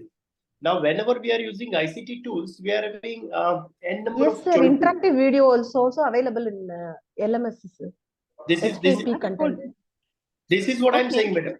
Whenever we are using ICT tools, Yes, sir. so we are having n number of choices. Yes, sir. Each one is having its own pros and cons. Based on your requirement, you can choose a right ICT tool for your class. For an example, what I want to do, somewhere I want to go for a live mode. So I'm not sure whether that LMS provides that kind of facility or not. Here, what you can do, if you click here. Yes, sir. We are currently making use of this. Live mode, are you doing live mode with your LMS? Yes, sir. Live mode. Fine. If Sujata has a good system, that's all the best for Yeah, her. that, Sujata, Yeah, there's just so many let options. other people. Yeah, let We have other a people question use from what they've learned Ramamurthy. today. Sujata, I'm sure you're doing a great job. So keep doing it. Maybe one of these days we'll have you demonstrate what you're doing with the LMS. Okay, so the other people can also learn from that. Okay. Thank you so Okay, much. Ramamurthy, come on quickly. Yes, madam. Regarding EduPuzzle, we have to install anything or to just straight away we can go to the website and we can give the link. Go to the website and go ahead. That's all. Yeah. And, no need to have any setup and other things. Yeah, no setup required. Coming to Dr. Sujata, just in 15 seconds, I want to specify here what happens in this live mode. Perhaps you have used Mentimeter as well. So it gives the features of Mentimeter. You can project your video on screen. Students can participate from their devices, and the same thing you can project over the screen. So this is also one of the feature which I want you to try somewhere as per requirement. Sure, sir. Like we have a question from Nice, Sunil. Sunil, come on, Sunil. Yeah. So can we insert the figure or sketch in the question? Sorry, will you please repeat it? Can we insert figure or question, sketch in the question? A figure. In the question. Yeah. Exactly. We are not recording our video through this Edpuzzle. So whatever the tool you are using to record your video, whenever you are preparing a video, at that time you can insert the sketch. Because here, once your video is ready, you can host it into the Edpuzzle and you can engage your students. Coming to the responses, it allows text responses and audio responses. Okay. Okay, so I think Ramamurthy, your question is done. Can you? Yes, or madam. You have some? Okay. So let's move on to the next ICT tool. And so the one thing is, I'll let Krishna add whatever. All these tools actually need a lot of playing around. Yeah. So practice, a lot of practice. Practice. You will have this recording in your classroom. Go over it, and you can also there'll be other tutorials and videos available on Edpuzzle. But the point is to use it. It's very powerful. We take videos for flip class. We just say, okay, see the video and come. If you insert questions in between, you have a full control over what you're prescribing. So now we'll move on to the next Amit, let's do Kahoot then next now. Yeah, while he's doing that, let me also caution everybody Yeah. that technology is good. Technology, nothing wrong with technology is good, but don't get carried away with technology. Okay. Fundamentally, you have to think about, I am teaching, are they learning? Okay. If all the time you spend on technology and they're not learning anything, then purpose is lost. Okay. So use technology to ensure they're learning. Fundamental, very important. Yeah, with a clear objective. Otherwise, as to you'll what, just be what spending a you lot of want to time achieve. learning Yeah. technology and playing around with technology. It's a lot of fun, but maybe the students aren't learning anything in the process. Yeah, go ahead, Amit. Yeah, rightly said, Krishna sir. We are having n number of options. Like we'll get 50 more similar tools like 8%. Yeah. So how we are engaging, that's important. May I proceed further? Yes, go ahead. Please go ahead, Amit. Yeah, go ahead. Good job. Yeah. Thank you, sir. Thank you, madam. So next is the Kahoot. In this IIEECP program, somewhere you came across gamification. Now, whenever you are interested to engage your students in the environment of gamification, then this is a very good tool. If you are going to use it, what you can do, you can engage your students in a competitive mode. You can set the score, how fast they are answering, how correct they are answering. Based on that, it gives scores. At the end, it shows like who stood first, second, third. So within the classroom, as a part of active learning strategy, you want to engage your students, then this is another good option, that is Kahoot. As I said earlier, the main objective is exclusively for a gamification. Two modes it supports. One, you can engage them on individual basis. Second one, you can engage them in a team. You can ask them to form a team. You can ask them to be in a team, sit in a team, participate in a team from one device. So team mode and individual mode, both are available options here. To go ahead, you need to access a website, that is kahoot.com. This is a website, kahoot.com. Let me click on login. I already signed up from my university account, and I already created a content.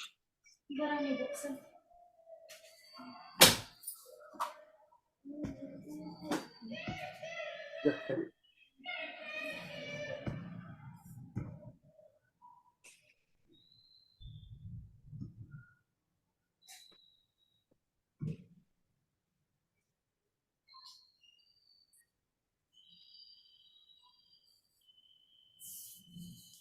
Okay, so this is my screen. I already created one resource for you related to the flipped classroom. So straight away, I'm demonstrating how it looks like. So let me start. First, you observe my screen.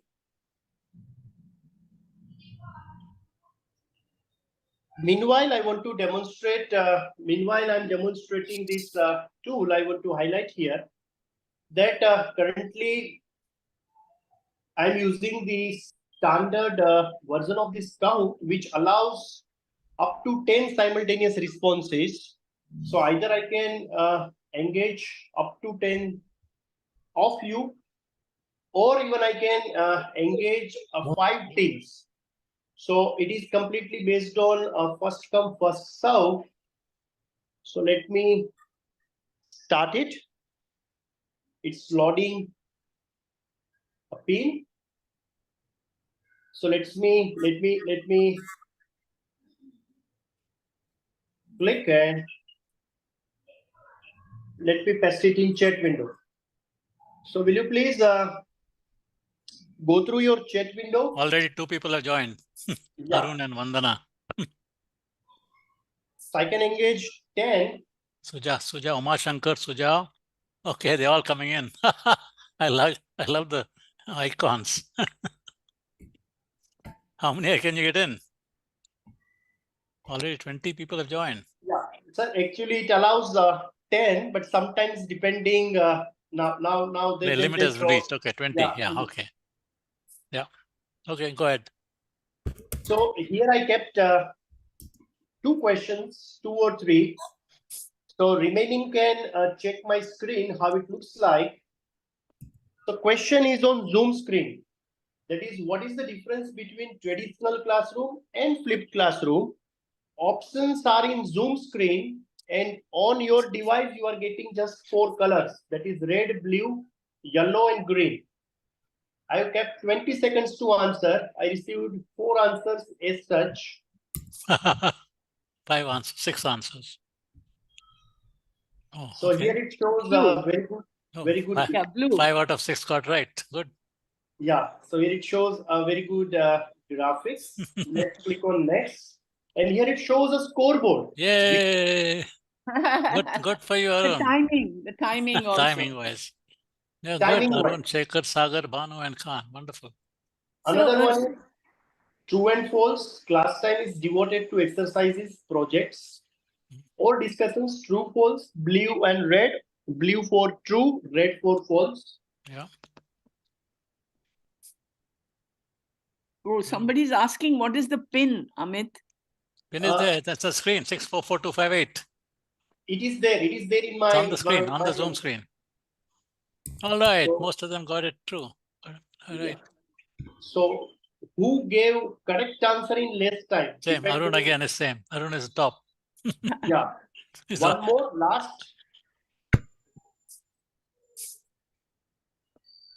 In a flipped classroom, the typical lecture and homework elements are reversed. True and false, blue for true, red for false.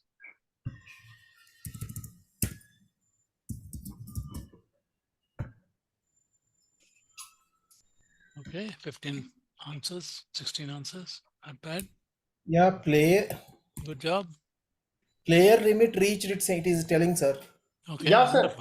In the beginning, I say the same thing. So now it is the final summary. That's Arun. No, that's Shekhar. Then there's Shekhar Banu. is third, Banu is 2. And then Arun is coming. Ta-da! Yay! Good. So, Amit, I have a question. Yes, Can madam. okay, you said there are 10 players limit.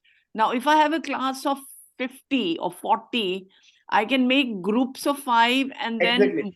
let one person register. You are right. You are right. I was about to say the same thing. Okay. So if you are having a class size of 5, for example, then you can ask them to be in a group of 5, create 10 teams, and you can ask them to respond based on the team discussion. Team discussion. And Good in idea. this way, you can engage the Good idea. whole things. Again, we are having many more such tools. So depending on, but in my opinion, the graphics, the features which this tool is providing, it gives a very joyful environment in the classroom. We do have other tools also. Quizzes is one, Socrative is another one, Mentimeter is there. But for pure gamification, this is the best option. Wonderful, wonderful. So I just want to add here that for the participants in our last module on student engagement, a dynamic classroom, we had something like this in what was, remember, I don't know if you remember, verbal quiz. Verbal quiz was like that. You had class groups and then you passed question 1. If I can't answer, it goes to the next class. So it was a kind of a game environment. The verbal quiz, if you review it also in the reading, you still have it. So I think the idea is that it's sometimes for a very short time, you can now, it's taken about 15 minutes because we were learning, but if your class is used to it, occasionally you can use it. And I totally agree with Dr. Vidula that we can't, it has to be used as a means and not as an end in itself. So technology must be used for a means to an end. What is your outcome? What is the outcome we are trying to get here?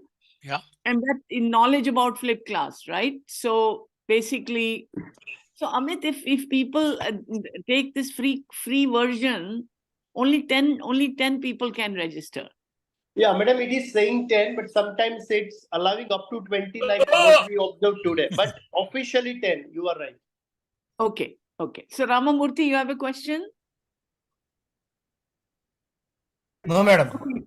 Okay, so I think we have about only about Madam, yeah. Sorry. Madam, I want to demonstrate like how we can go ahead. So this is the screen. Okay. Here, top right corner, create button, create a Kahoot.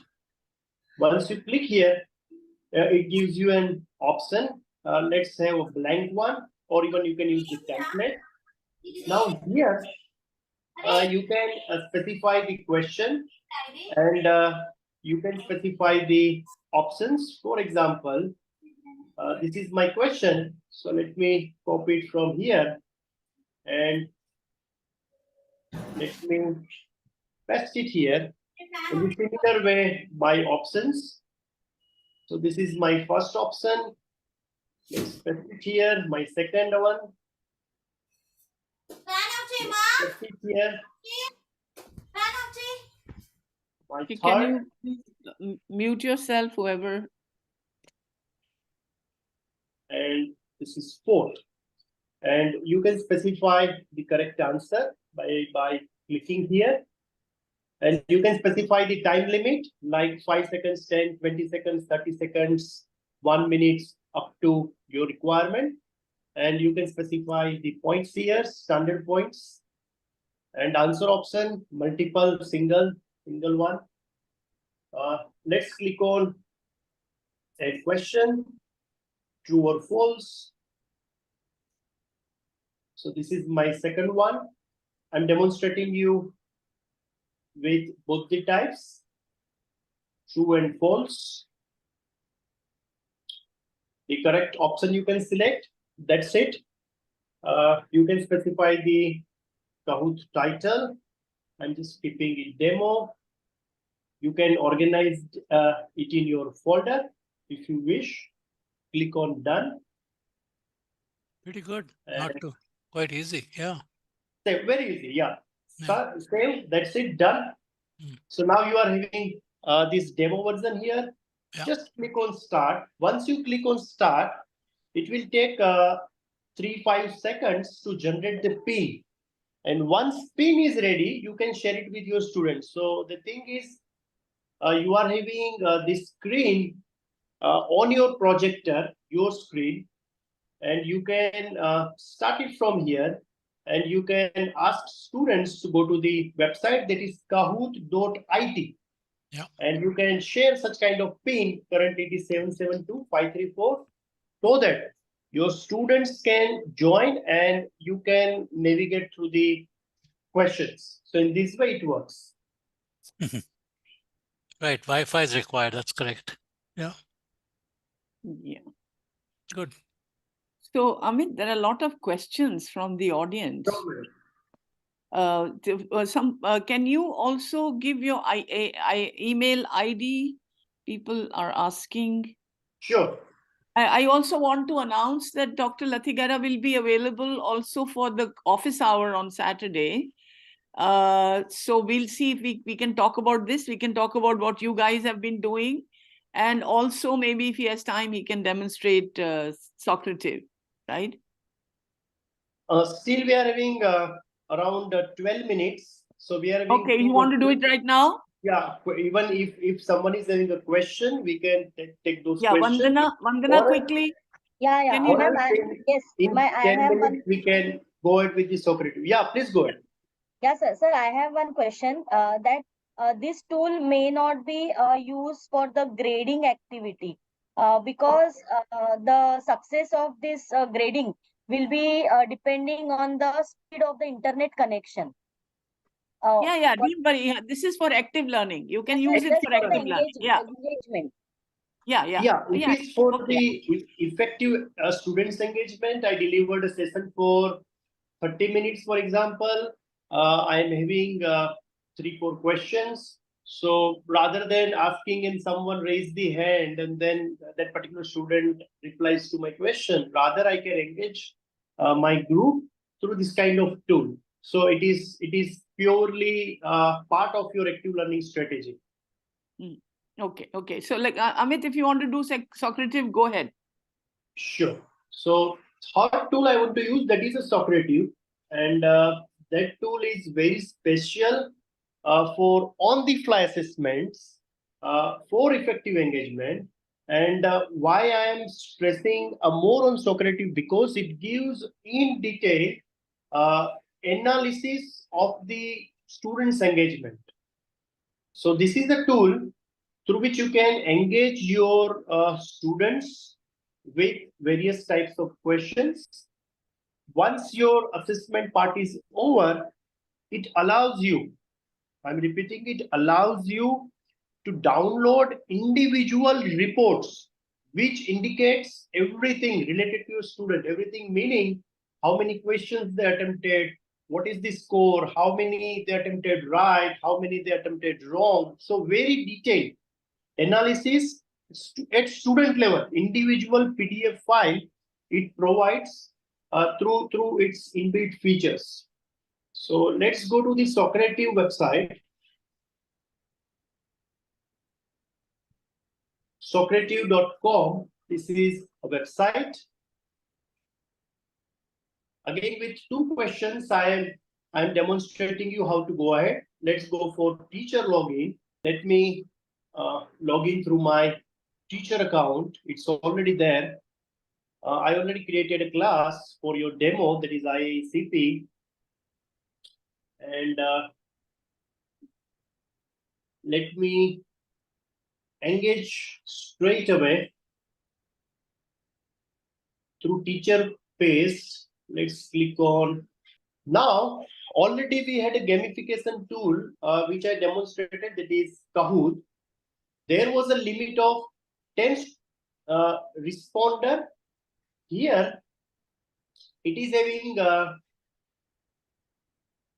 limitation of 50 participants. So one of the limitation of Kahoot is overcome here, but the graphic wise, animation wise, Kahoot is better.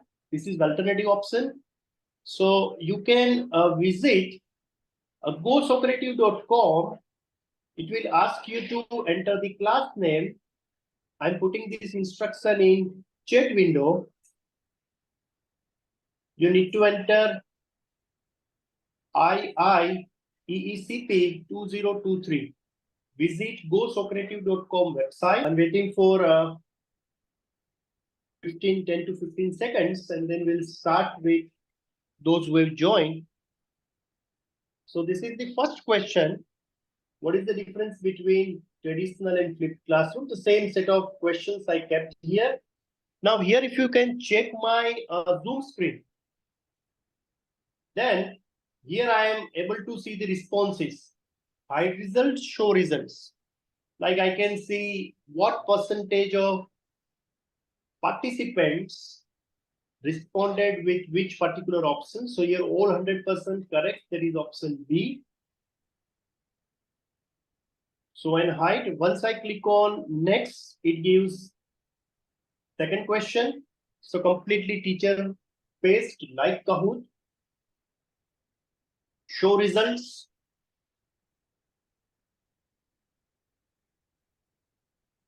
Hide results. 6% replied with false, 94% replied with true.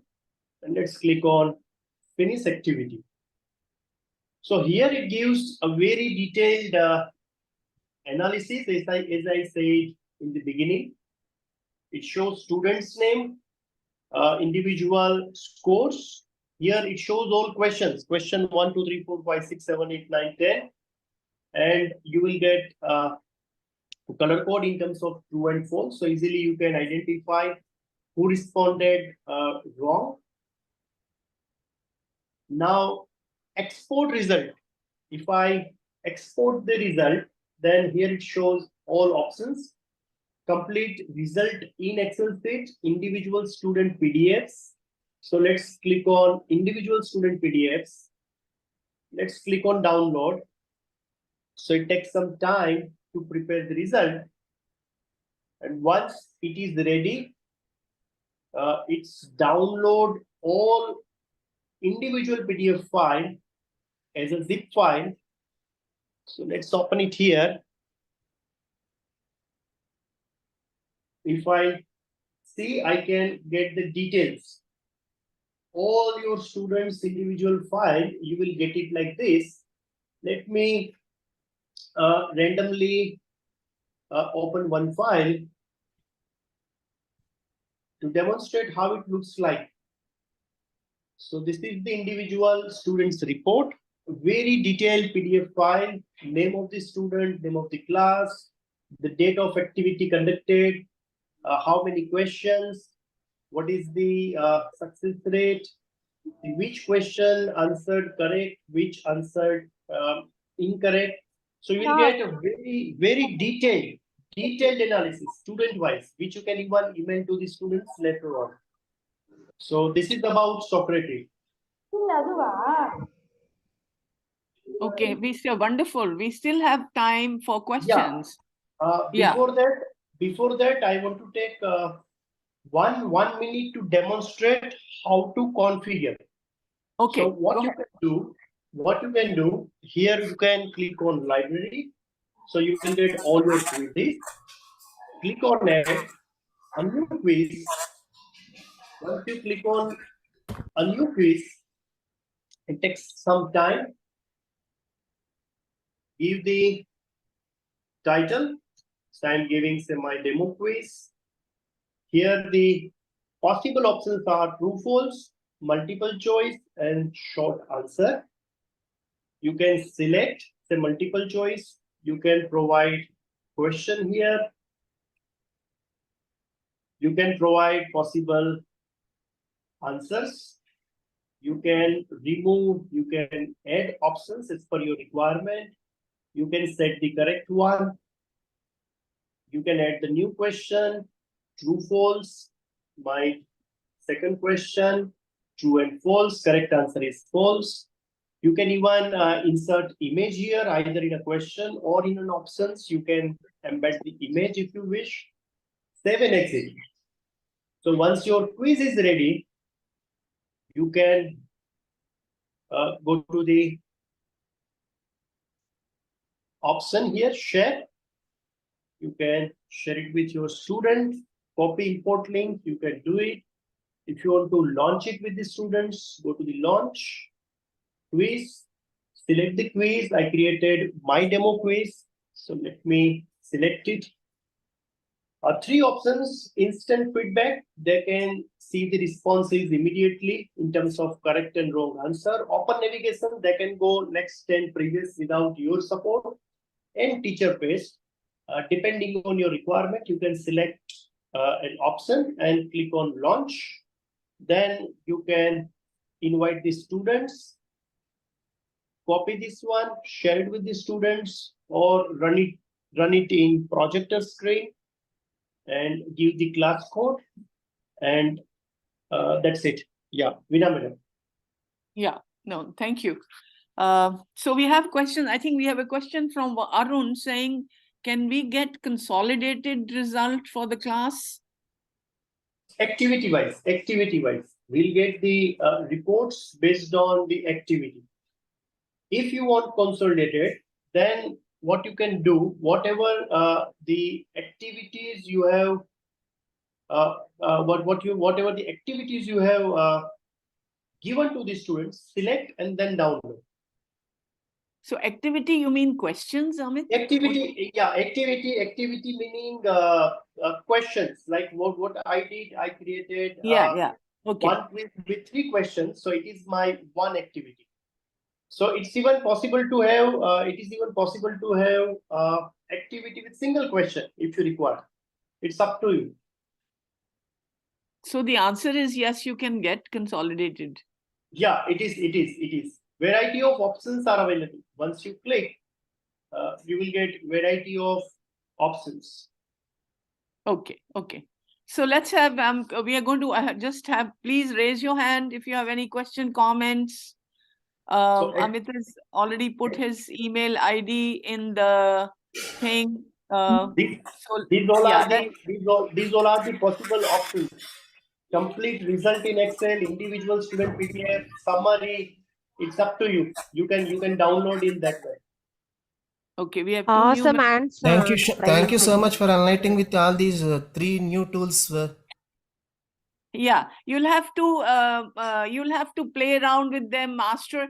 Don't use it in class unless you're fully in control, right? You Sure. create, and if you have any questions, you can always get back. Vandana, you have a quick question? Yeah. Ma'am, just last question. Can we use these tools for submission of the experiments or the assignments, or just for the activities? Okay. Activities. For an example, in Okay. your lab assignments, if it suits in terms of short answer or true false or multiple choice question, then you can use. But if Okay. you want them to, if you want them to provide, for example, submission in form of tabular data in terms of PDF file, then of course you need to use your element. Okay, sir. Thank you so much. Amit, I have a question. Can I, for example, can I create a set of questions in Socrative and upload them in my LMS? Yeah, if LMS allows that option, then from here we can export our all activities, and if LMS provides that import facility, then it is possible. Okay. So this one is, for example, so let's think about it. When and where these can be used. So if you start using it in the middle of the lecture, unless you're really prepared well, and it may take too much time. Okay, so you have to have no more than 1 or 2 questions if you're planning to use, and have them use in, you have to make sure that everybody has access, either individually or as groups, as we have seen, right? And so you can, I think, use sometimes for formative assessment, but basically these tools are really for student engagement and getting a feedback as to what people have actually learned. So for example, you have done a lot of collaborative activities where we've said that teach them, and then give them a quiz, and you're keeping the score of the quiz, the previous quiz. Now, when they come back to class, you can give them another quiz, and you can use one of these tools because it's quick. It's in a couple of seconds. So maybe you can form only 2 questions, and then you can use them. Or you can, supposing you have just before the exams, you want to revise, you can create a lot of questions, and then you can just go through pop up and see which topic you may need to spend a little more time. Amit, is it right what I'm saying? Yes, madam. You explained in the proper way. That's correct. So you can use it in different ways, and then again, keep in mind the time this might take. If you have any tutorial classes, these are ideal for that, isn't it? Because tutorial classes are smaller, and you have less number of people in class, and the objective of the tutorial is really revision. And in America we call it recitation here, which means again revision and repetition. So I think I really recommend using these in not so much in the lecture class. You can use it in the lecture class if you have really full control over the software, that you really know what you're. Egg puzzle is very easy. You can incorporate because it's not taking class time. Egg puzzle is very useful because it's not taking class time. Students are doing on their own. When they're watching the video, they are answering the question. So it's very, very efficient. We are worried about the class time. So here are my 2 recommendations. Egg puzzles you can use anytime for in flip class or anything you want them to. I have with me my colleague Tom Iwinski from Penn State, and today's lecture presentation will be started by him, and then I will take over around halfway. So Tom, please. Well, good morning. So I actually have two topics I'm going to cover. The first one is going to be a brief overview and introduction to artificial intelligence in higher education. And then after that, I'm going to give a brief presentation on troubles and pitfalls in using technology in education and ways to overcome those pitfalls to be far more successful with your instructional delivery and interacting with your students and staff. So let me share my screen now. See my opening slide, harnessing the power of technology. So let's get into the introduction to artificial intelligence in higher education, basically opportunities and risks, and just kind of a brief kind of overview of what we can do as educators using this technology that's kind of erupted onto the scene in the last year or so.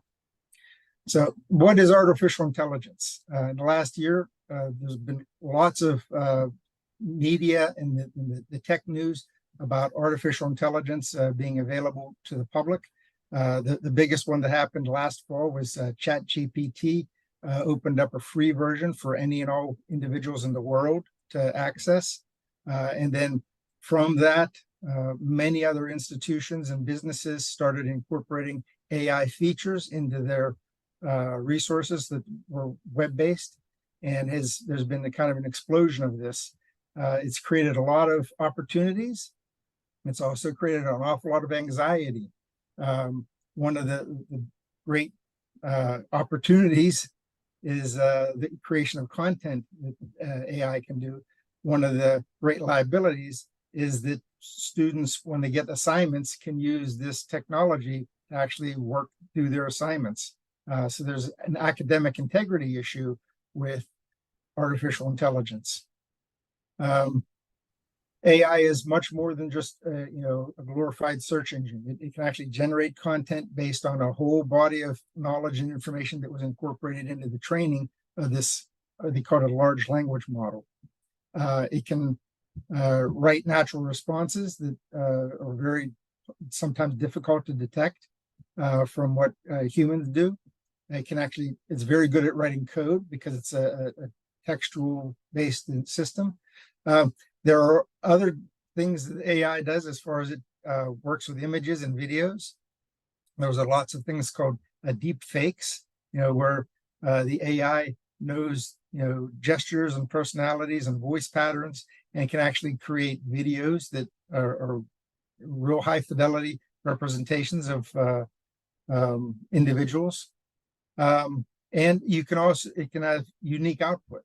So students can submit their assignments and homework problems in and get, the correct answer, but kind of in a different fashion. So it makes it more difficult to pick up as far as like copying or cheating. So we have these opportunities and also risks. So our question is, how do we employ this technology? So before we get too far, I'd like to throw up a poll question. Sridhar, if you could get the poll up. I'm curious about how you, all the participants in today's webinar, use AI. Are you familiar with it? Do you actually allow it, or are you just a novice and don't allow or use it in any context? So let's get our poll questions in and see how our participants are responding. So it looks like there are lots of folks that are aware of it, but don't necessarily employ it. We have few, about 30% that actually employ it. That's actually a good sign. We did this poll also in the spring, and there was a lot more individuals who weren't familiar and or weren't looking to employ it. But it looks like those kind of demographics are skewing as far as the uptake and use of AI. Yeah, that number is growing fast, looks like. Yes. So let's stop the poll.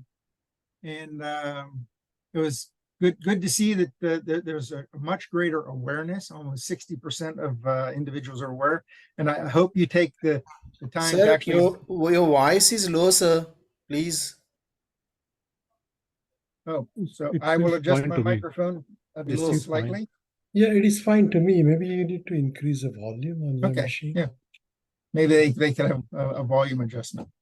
Yeah. Okay, so we'll stop the sharing of the poll and we'll move on with our next question.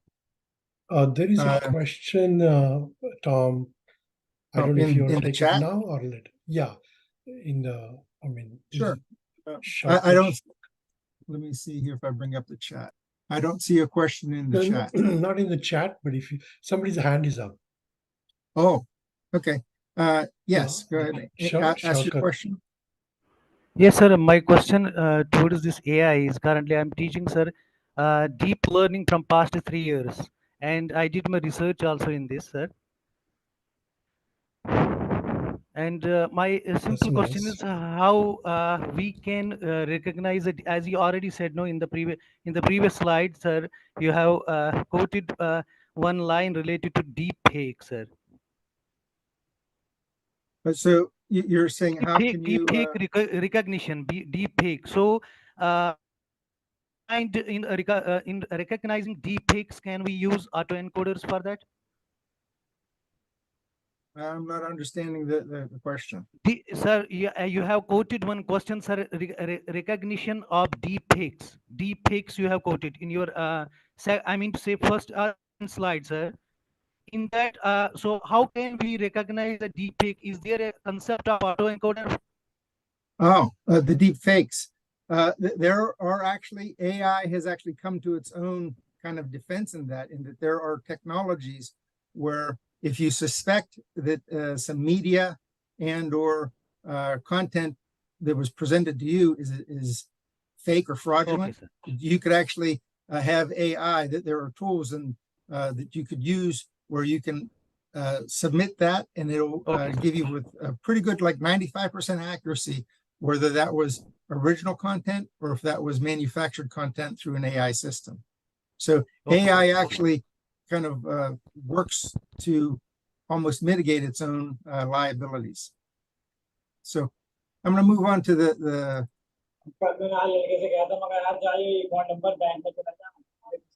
so let me get rid of this on my screen here.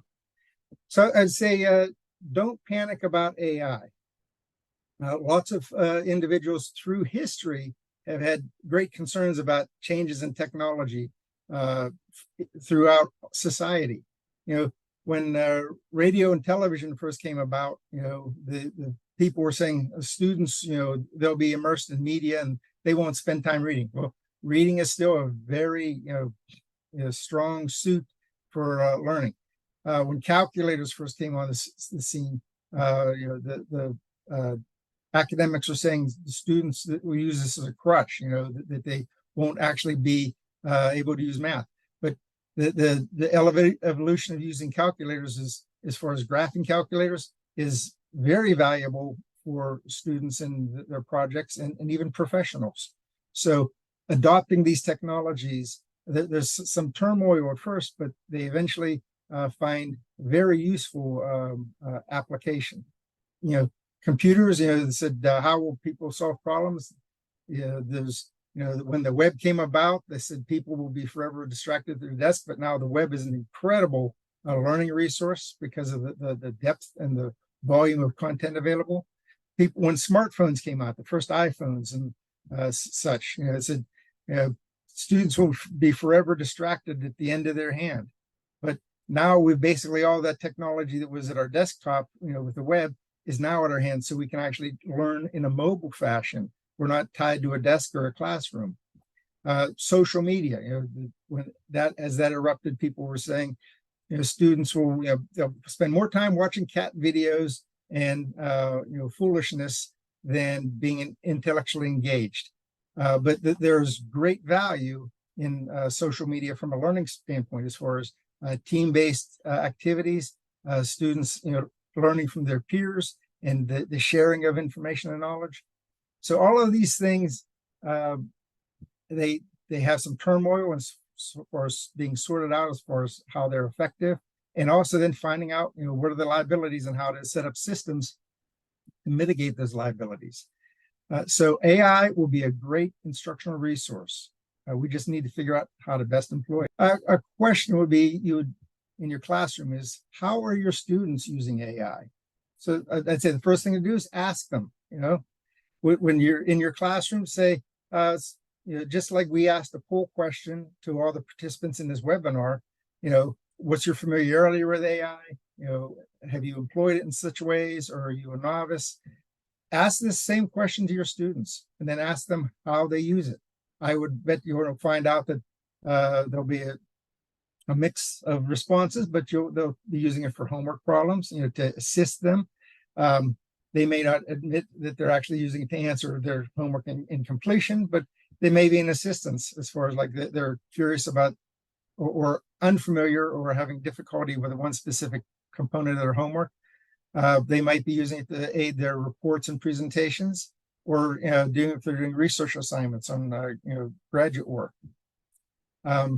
So an issue regarding that is, do you in your individual course, or does your institution have a policy regarding the use of AI for instruction and assignments a student might do?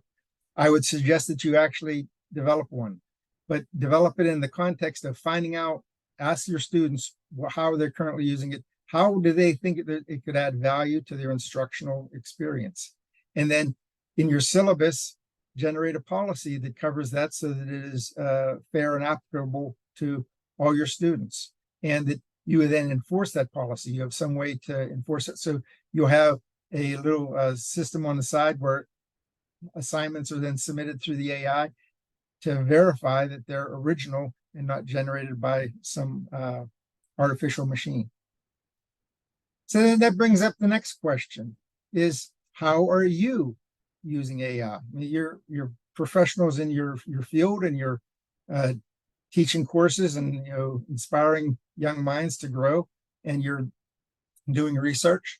So AI can be your personal assistant if you allow it and if you use it appropriately. It can help you with writing original homework problems and exam problems.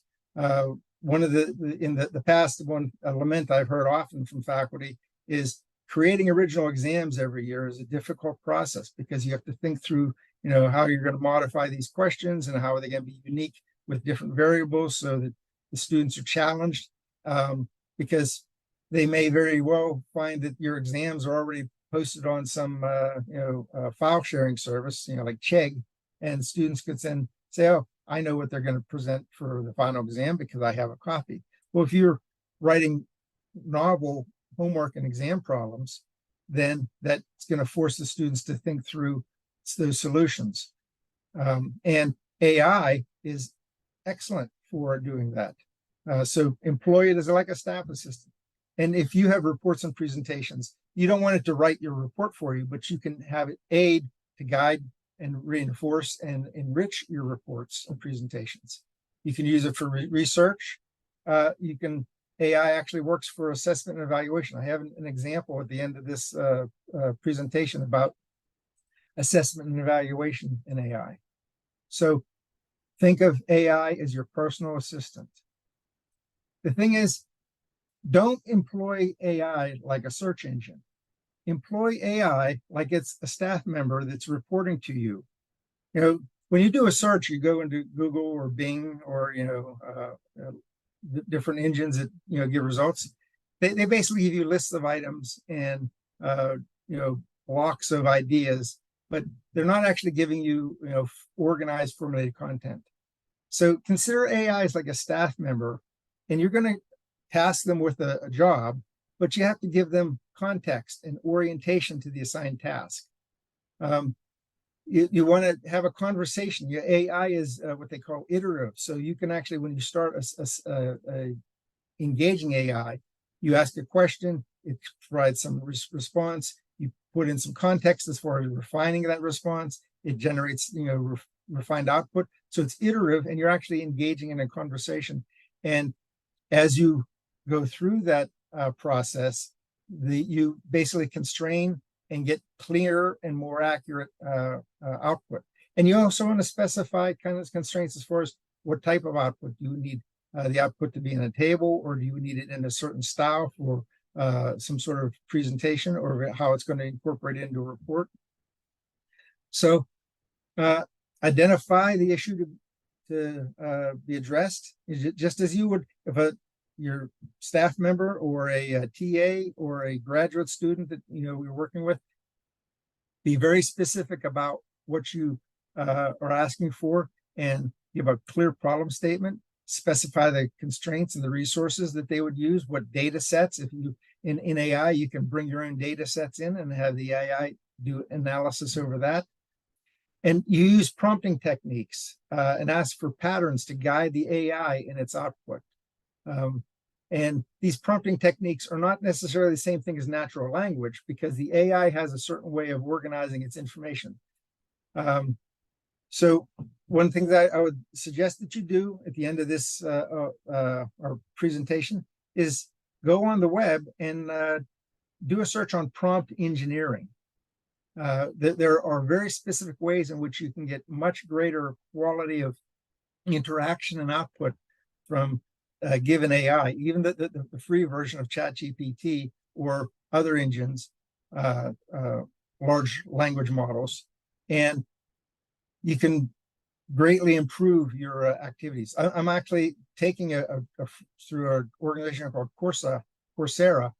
They have a free course on prompt engineering, where you work through different ways of organizing and typing your prompts, creating constraints, putting in different patterns which you're looking for, and it's amazing the quality of output. So I'd say spend some time learning how to communicate effectively with AI through prompt engineering, and spend the time to look that up. You'll be amazed at what you find there.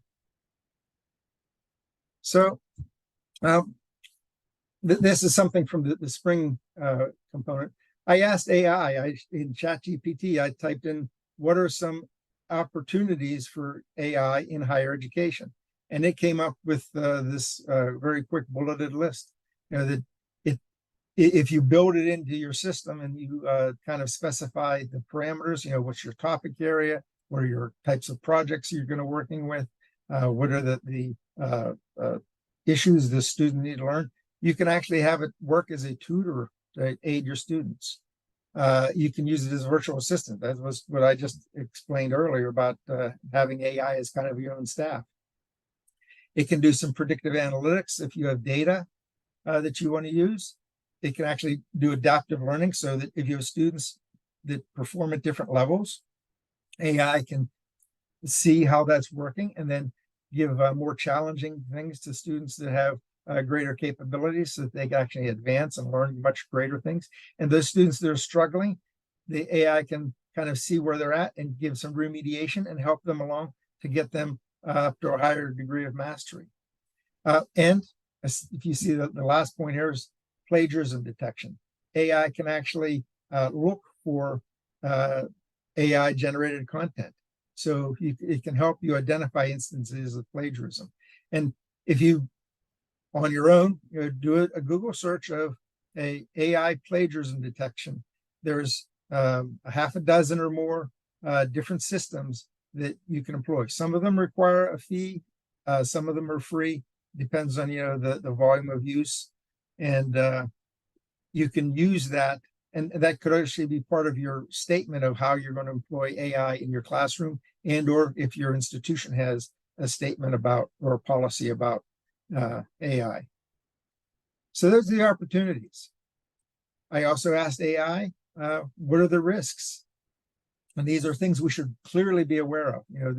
The AI is only as good as the information that it absorbed in its training process, which, some AIs are very specific and targeted because they're like focused on the accounting industry, or they're focused on biology, and it may not have, universally broad knowledge, and or if the information that's taken in that training process has any biases or, leanings one way or another, that shows up in the results. So we still have to use our own judgment to look at that output and say, is this the type of information that I want to incorporate into my work and or allow my students to engage? There's issues with data privacy and security. And part of that is, if you're going to be entering your data into this AI system, make sure that you know that if that AI system is going to use it exclusively for your use, or does that become part of its larger training so that it might be incorporated into somebody else's search. So be aware of, when you're interacting with the AI, it might be worth reading the fine print on the agreement that says what you enter in, is that exclusively yours, or does that become more community property within the domain of that AI? There's an issue of being too dependent on technology. That goes back to my original slide about different technologies have great liabilities until we kind of learn to forestall those liabilities. So dependence on that technology could be an issue. There are ethical considerations. One of them is copyright. If the AI is trained on public information that other individuals have copyright to, but yet it shows up in a summary of a report that the AI generates, but isn't properly cited, then you're violating other people's intellectual property. So these are things just to be aware of. And some of these things will, as AI evolves, they'll have systems that actually deal with citations and giving credit for other people's work. But right now, a lot of those things aren't actually well integrated. So here's I was going to give you a issue for academic integrity versus artificial intelligence. So last spring, I had a course I was working with, IE 553. It had 9 homework problems, and I was under the impression that students are going to be using AI. So I actually took those 9 homework problems and I entered them directly into ChatGPT, and I said, how well can this system do with it? Well, it answered 5 of those questions perfectly correctly, and I could actually submit the questions, and it would give the same answer again, but with a slightly different style, so that if I had students using that to do their homework, how would I know? Because I'd be getting a bunch of correct answers, but always kind of slightly different. But 4 of those questions, they because this was in industrial engineering, had video or images or graphs or tables that the data was in for the students to kind of generate their response to the homework. And ChatGPT could not do those because it could not incorporate the content of the video into the query or the prompt that I was asking as far as the homework assignment. So those, the AI completely fell apart. So what we did is we went back, and the instructor, knowing this now, on those questions that the AI was answering, because they were basically text-based and had a text-based output, we reformulated those questions and incorporated graphs and charts and images and or a video that says, watch this video for a time study, and use this document form to create the result of what's the outcome of the time study. And so here's an example for homework number 2. We incorporated, it was a range of motion and the stress within the body. So we incorporated graphics, images into the questions, and that was a way to eliminate the possibility for the students to cheat, basically use homework or the AI to answer all of their homework. So we can take a few questions, and then I want to get into a brief presentation on pitfalls, and then Anil Karni will wrap up our presentation. Do we have any specific questions right now? Or also at the end of our presentation, we're going to have probably 10-15 minutes for open discussion. So you can maybe hold your question till then, we can Sir. also address that point. Sir, Yes. are there any research papers in this area so that it will help us to create some AI tools and all? Yes. So because there's such a wide variety of intellectual skills within our audience, within engineering and STEM areas, I didn't put any specific references to individual tools, but if you were to, in your discipline, whether it's biology or chemistry or structural engineering, electronic engineering, you can do some searches for AI tools, and you'll find a wealth of resources that are available out there. Some of them require subscriptions and payments, but many of them are free. There's been a ton of research or academic papers that have been written in the last year. There's probably many that are actually in process right now that will be coming out shortly. That it's such an evolving area that it's worth every several weeks dipping back into that examination of what's available, because it's changing rather rapidly. There is a question in the chat. Yes. Sir, can you tell me a AI detection tool to check the AI usage in the assignment, sir? A tool for what purpose? To verify whether any AI tool is used for submitting an assignment or any test. Oh, I don't have one off the top of my head. Though a quick Google search will also reveal those. And probably what I can do is at the end of our presentation here, I'll compile a list of some of the things that I've searched for, and I'll post it into the Canvas site as a document that'll have a whole series of links that you can access.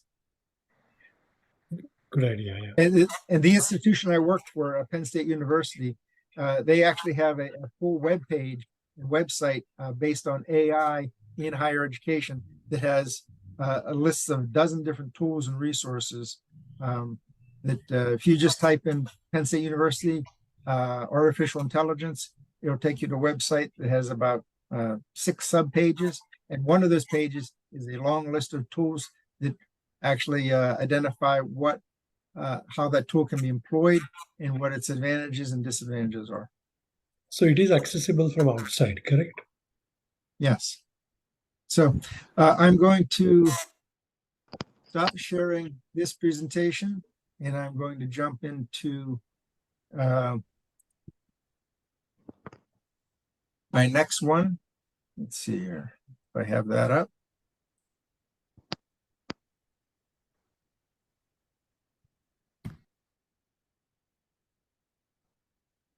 Excellent. There we go. So I'm going to start sharing.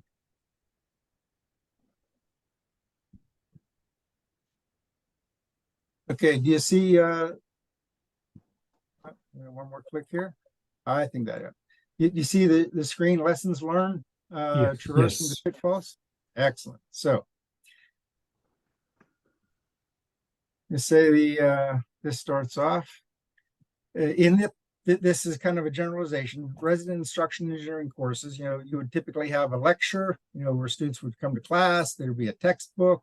You'd have some homework problems, and then you'd have some laboratory activities or an exam. So like 5 general components in a residential education course. But then you say, well, technology provides such a richer environment to engage the students, to engage the content, for students to engage each other. If we put these technology enhancements into our course to make it a more rich, robust instructional area, is it all going to be smooth sailing? So what can go wrong? Well, I've been in this business since 1995 in technology-based instructional delivery, and I've experienced many different headaches and heartaches, and I'm here to share them with you. So the first one is unrealistic expectations.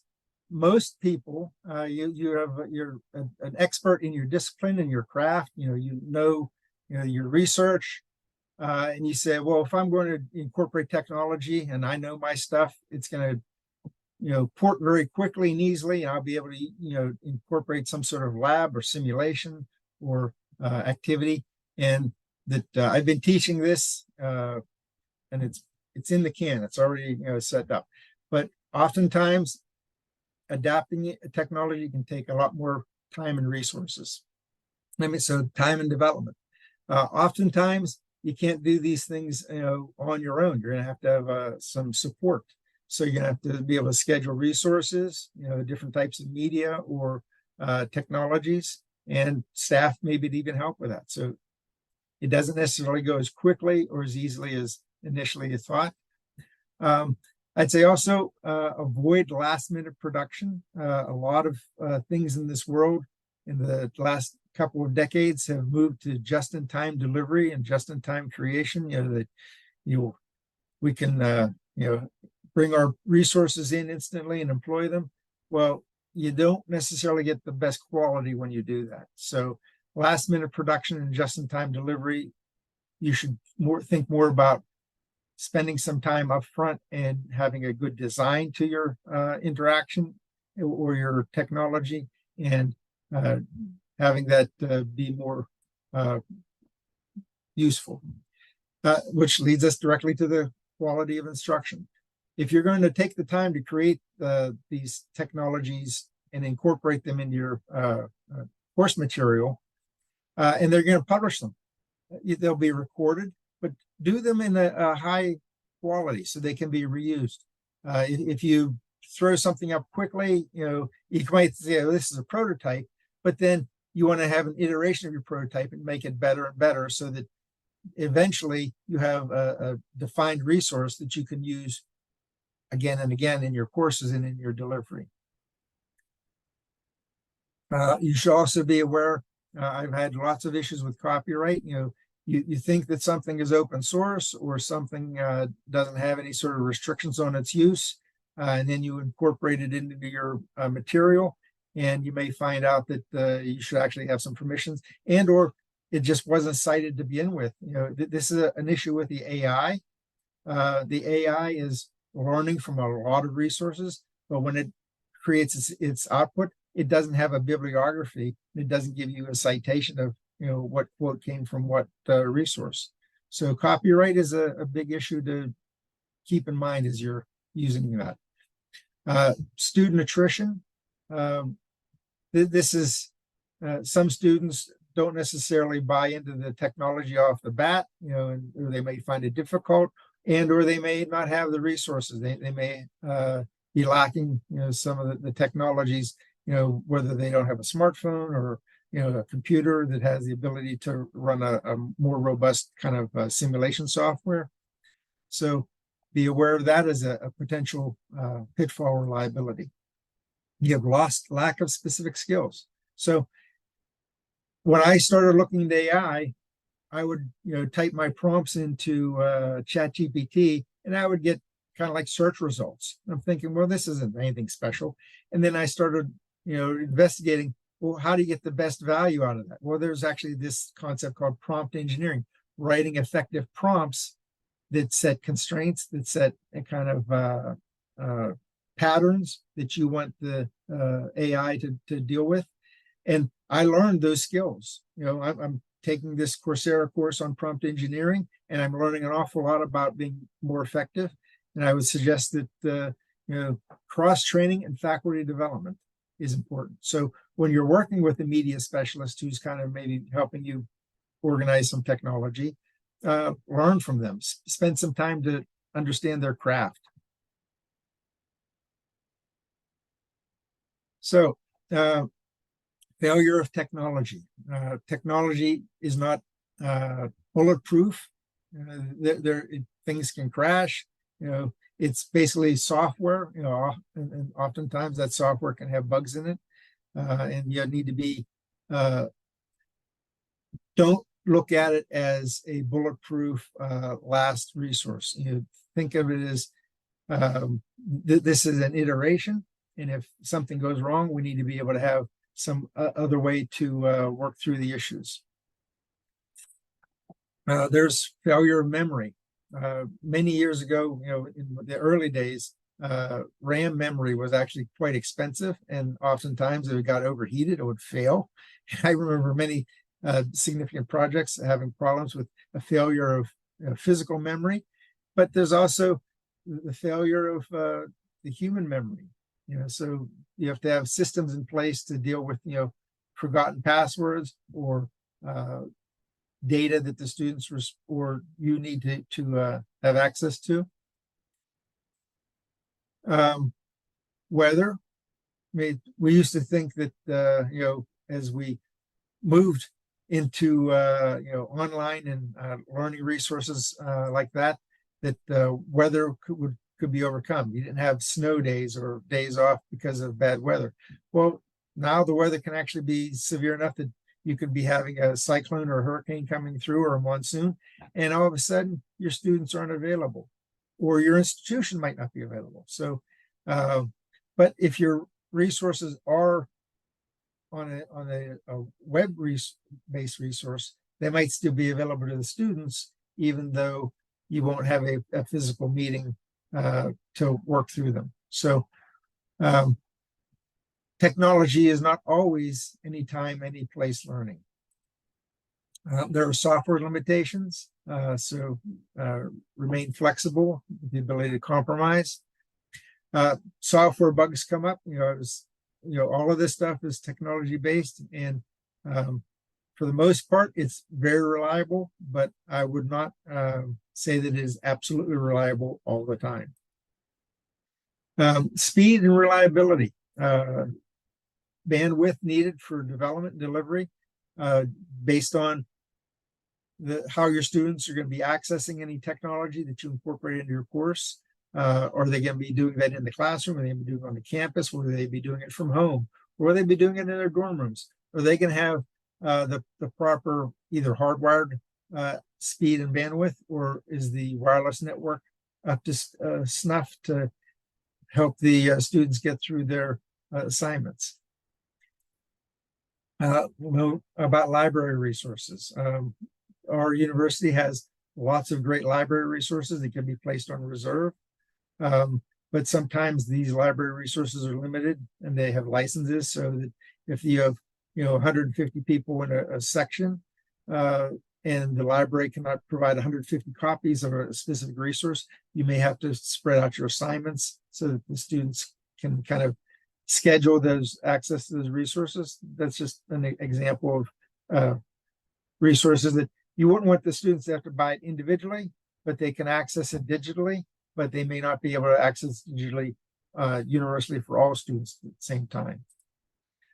There are also administrative issues as far as the intellectual property of what you're incorporating. You have issues of tuition credits, student records, security, and these are all pitfalls of things to be aware of. So the big question then is, with knowing all those potential places where things can go wrong, how do we succeed?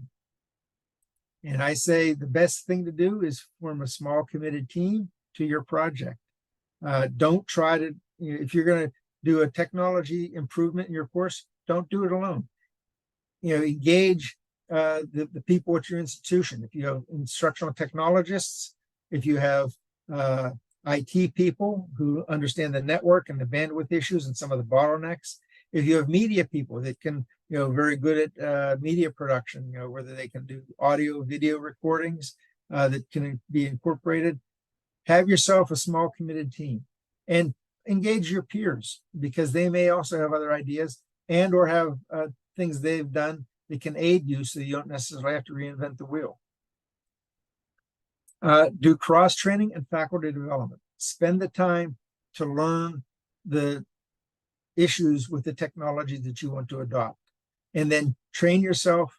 And if you have people on your team, whether they're graduate students or research assistants, see that they're aware too. Don't do these things in isolation. Cross-train, share the ideas.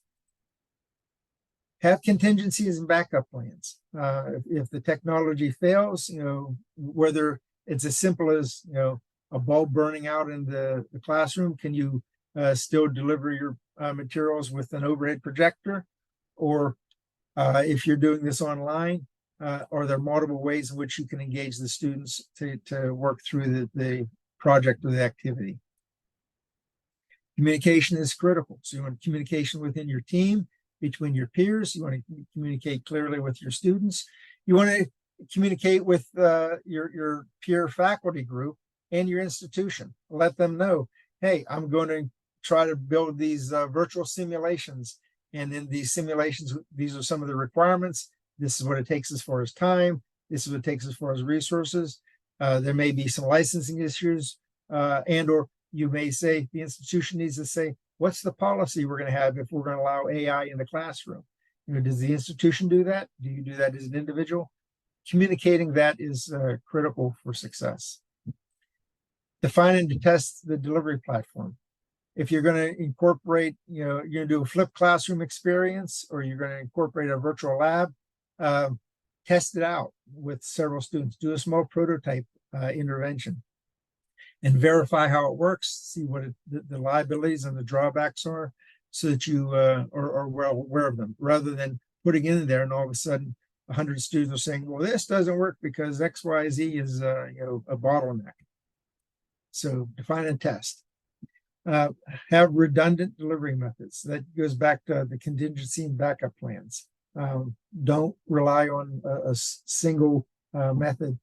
So if the virtual lab server is down, can you deliver that same type of experience for the students absent of that? As far as, is there a way to work through it as a tabletop experiment?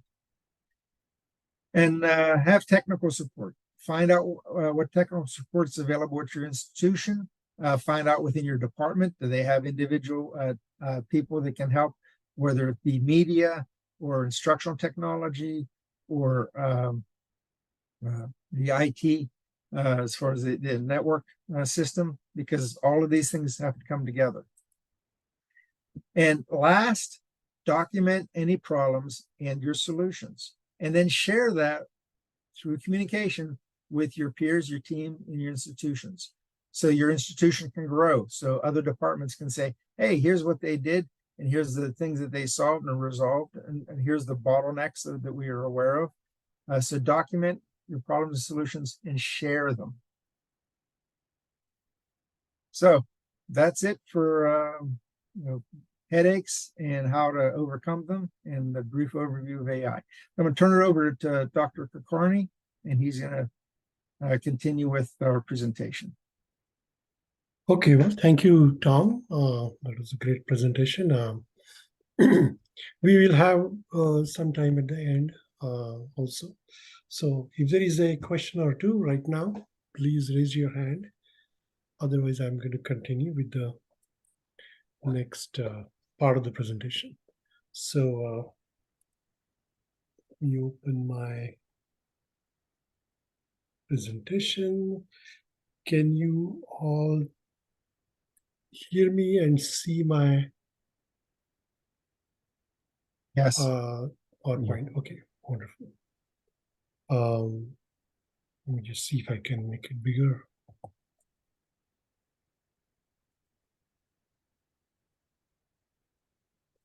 Okay, so Tom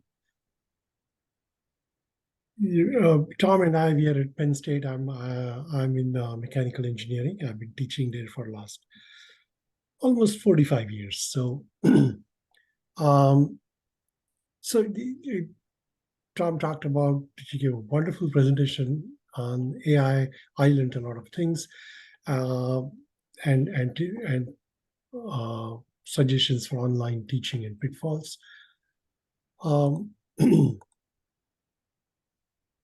Okay, in this presentation, first I will just briefly go over the feedback of the grading faculty, whatever you did so far, and then I will talk about my own experience in the modern technology. So but it's informal, relatively informal session. We'll have time at the end, but also if you have a burning question, please raise your hand and we'll talk about it. So observations as given by Dr. Gupta, Deepika Gupta, on your assignment and discussions so far. I'll quickly go over this. Almost all of you presented good discussion and answer. You answered questions. Participation in the peer discussion was somewhat lacking, generally lacking. So maybe you want to do better on that in the remaining part of this module. Most of the participants focused on first part of assignment flipped classroom, but remember there's part 2 and part 3 of assignment that are also important. And then some participants put their assignment in comment section. So just a question of organizing, put it in assignment section. Some of the participants, the video links were not working. You couldn't access them. And finally, part of it. So anyway, I will continue with the presentation. I will start with two whole questions quickly, one after the other. They are almost identical except for this word. So Sridhar, if you can put that up, that'll be nice. Let me read it now that the pandemic is behind us. But we did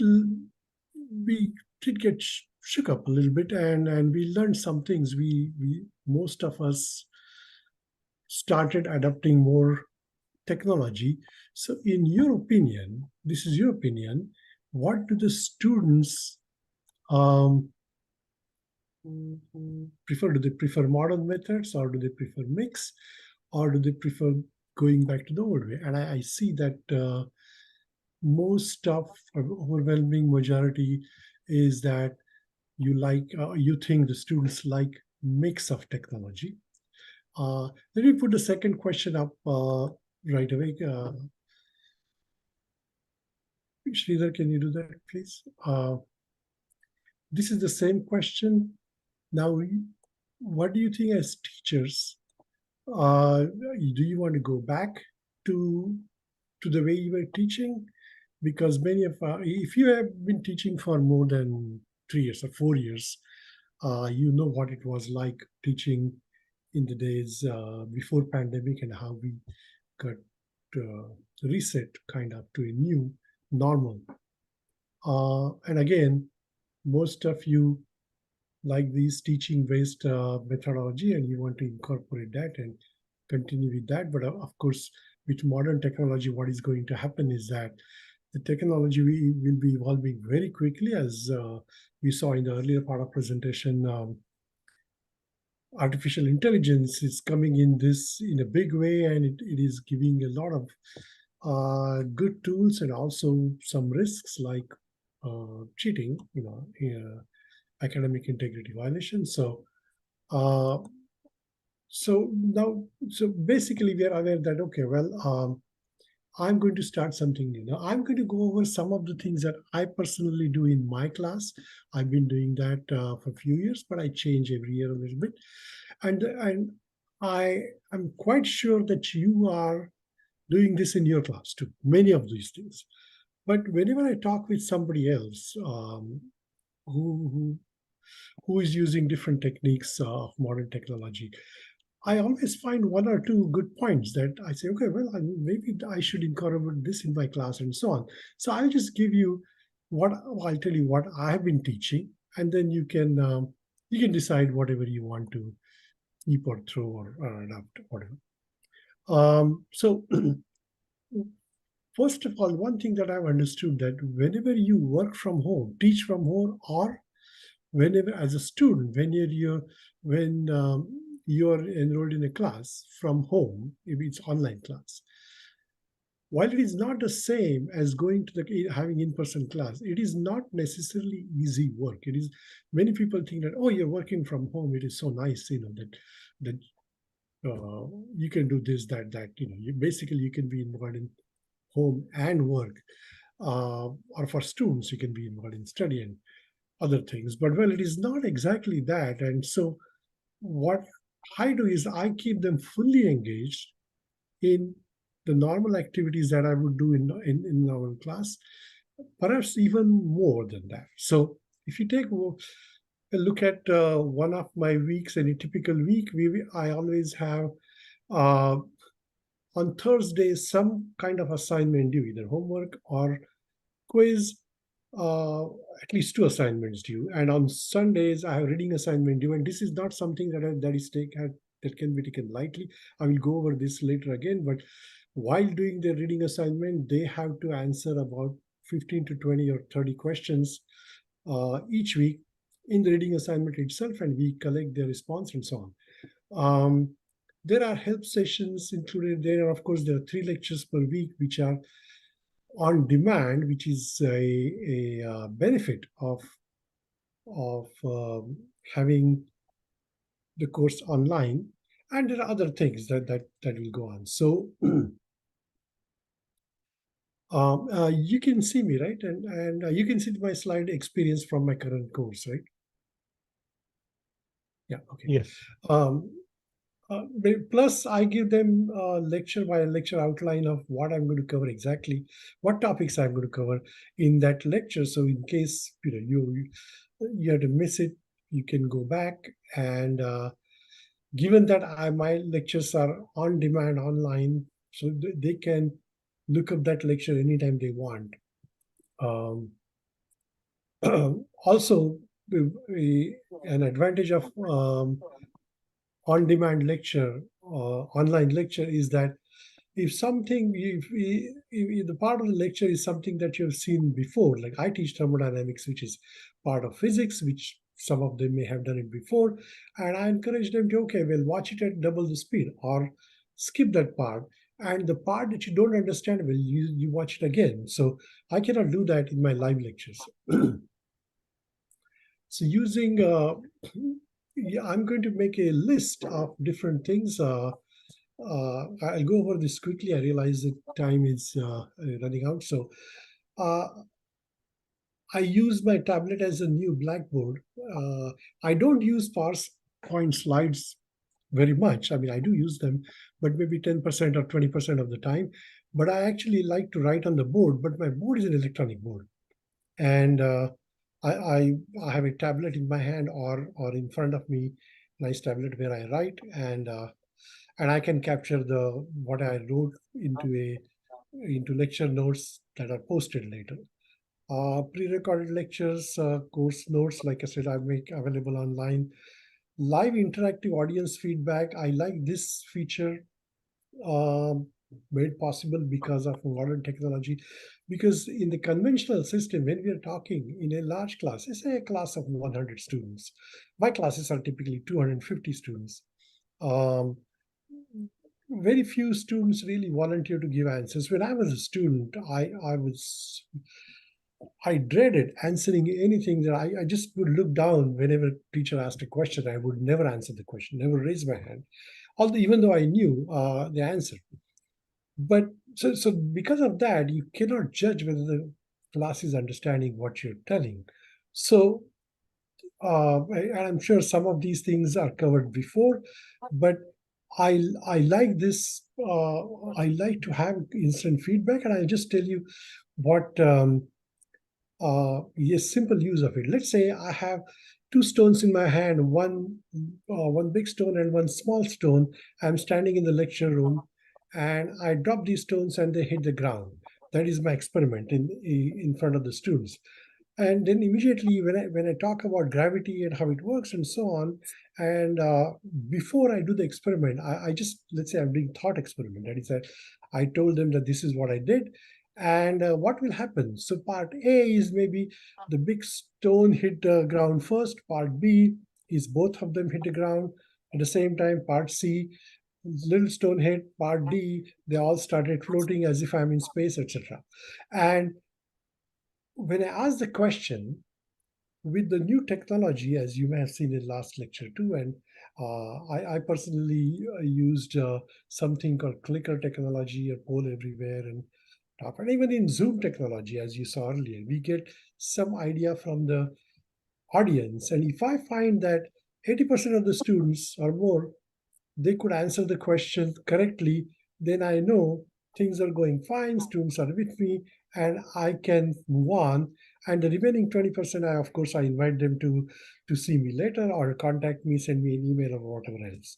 But if I were to ask the same question and my response is like only 32% got the correct answer, and the answers were all over, I know that I'm not doing a good job of teaching because students are not following my principles, and therefore I need to present the principle in a different way, that if gravity is acting on the earth, and if there is, whether the stone is large or small, if I drop them in from 1 meter height standing in the class, they are going to hit at the same time, almost exactly the same time. So I know when to go back and start. In the old way, the conventional way, I had no idea whether majority of the class was following my whatever I was teaching, the principle. And there are numerous principles, as you know, in every lecture in physics, no exception. Other techniques I've been using, like I have embedded questions in video lectures. Since my lectures, I allow them to watch at any time. These questions pop up randomly. Tom and I worked on this many years ago. This was way before pandemic, and these questions that kind of ensures that the students are not completely sleeping or left the lecture going on and went somewhere. These questions come up and stay there for 30 seconds and then they go away, and we know how many students were watching and so on. The assignments, of course, you can give it electronic way. These are question banks. And one of the things I try to do is that no two students get the same test or exam, same quiz or exam, because there's a large bank of quizzes. I can scramble the choices, I can scramble the numbers, all sorts of things. Online proctoring also is being made relatively easy these days. So even though they are doing their quiz or home exam at home, there's somebody watching them, like the camera, and we are recording the whole thing they're doing. And so the software actually flags if somebody pulls out a other source like a calculator, or they start looking around, or they go somewhere, and then the software tells us that at this minute this student was not listening or was not doing the exam properly. Flipped classroom you saw last time. In interactive text, now this is something that you may not available with you all the time, but there are these days texts available, and this is what I was talking about, the reading assignment. When they're reading, the questions like this pop up. I know you cannot see this, but there's a question here which has 3 possibilities, and there's different levels of confidence, and students answer those questions. Unless they answer it correctly, they cannot continue to get credit. So there are 20 questions. Each question is 5 credit, and they go on they go on solving the questions. And the questions, if they do not answer it correctly, it is posed in a different way. And there is a little hint that, okay, you go to this section, read on this page, and they can find out what they're doing. So it's a great resource, this interactive text. It is not just a page that you flip, it is actually text online, and we can do all sorts of things with that. So continuing with the different things I do, virtual labs you did it last time. The lab reports, you can again grade them online, and these are paperless, they are environmentally friendly. And you can have online discussion forum for students, or offer them help through Zoom-like classrooms, and so on.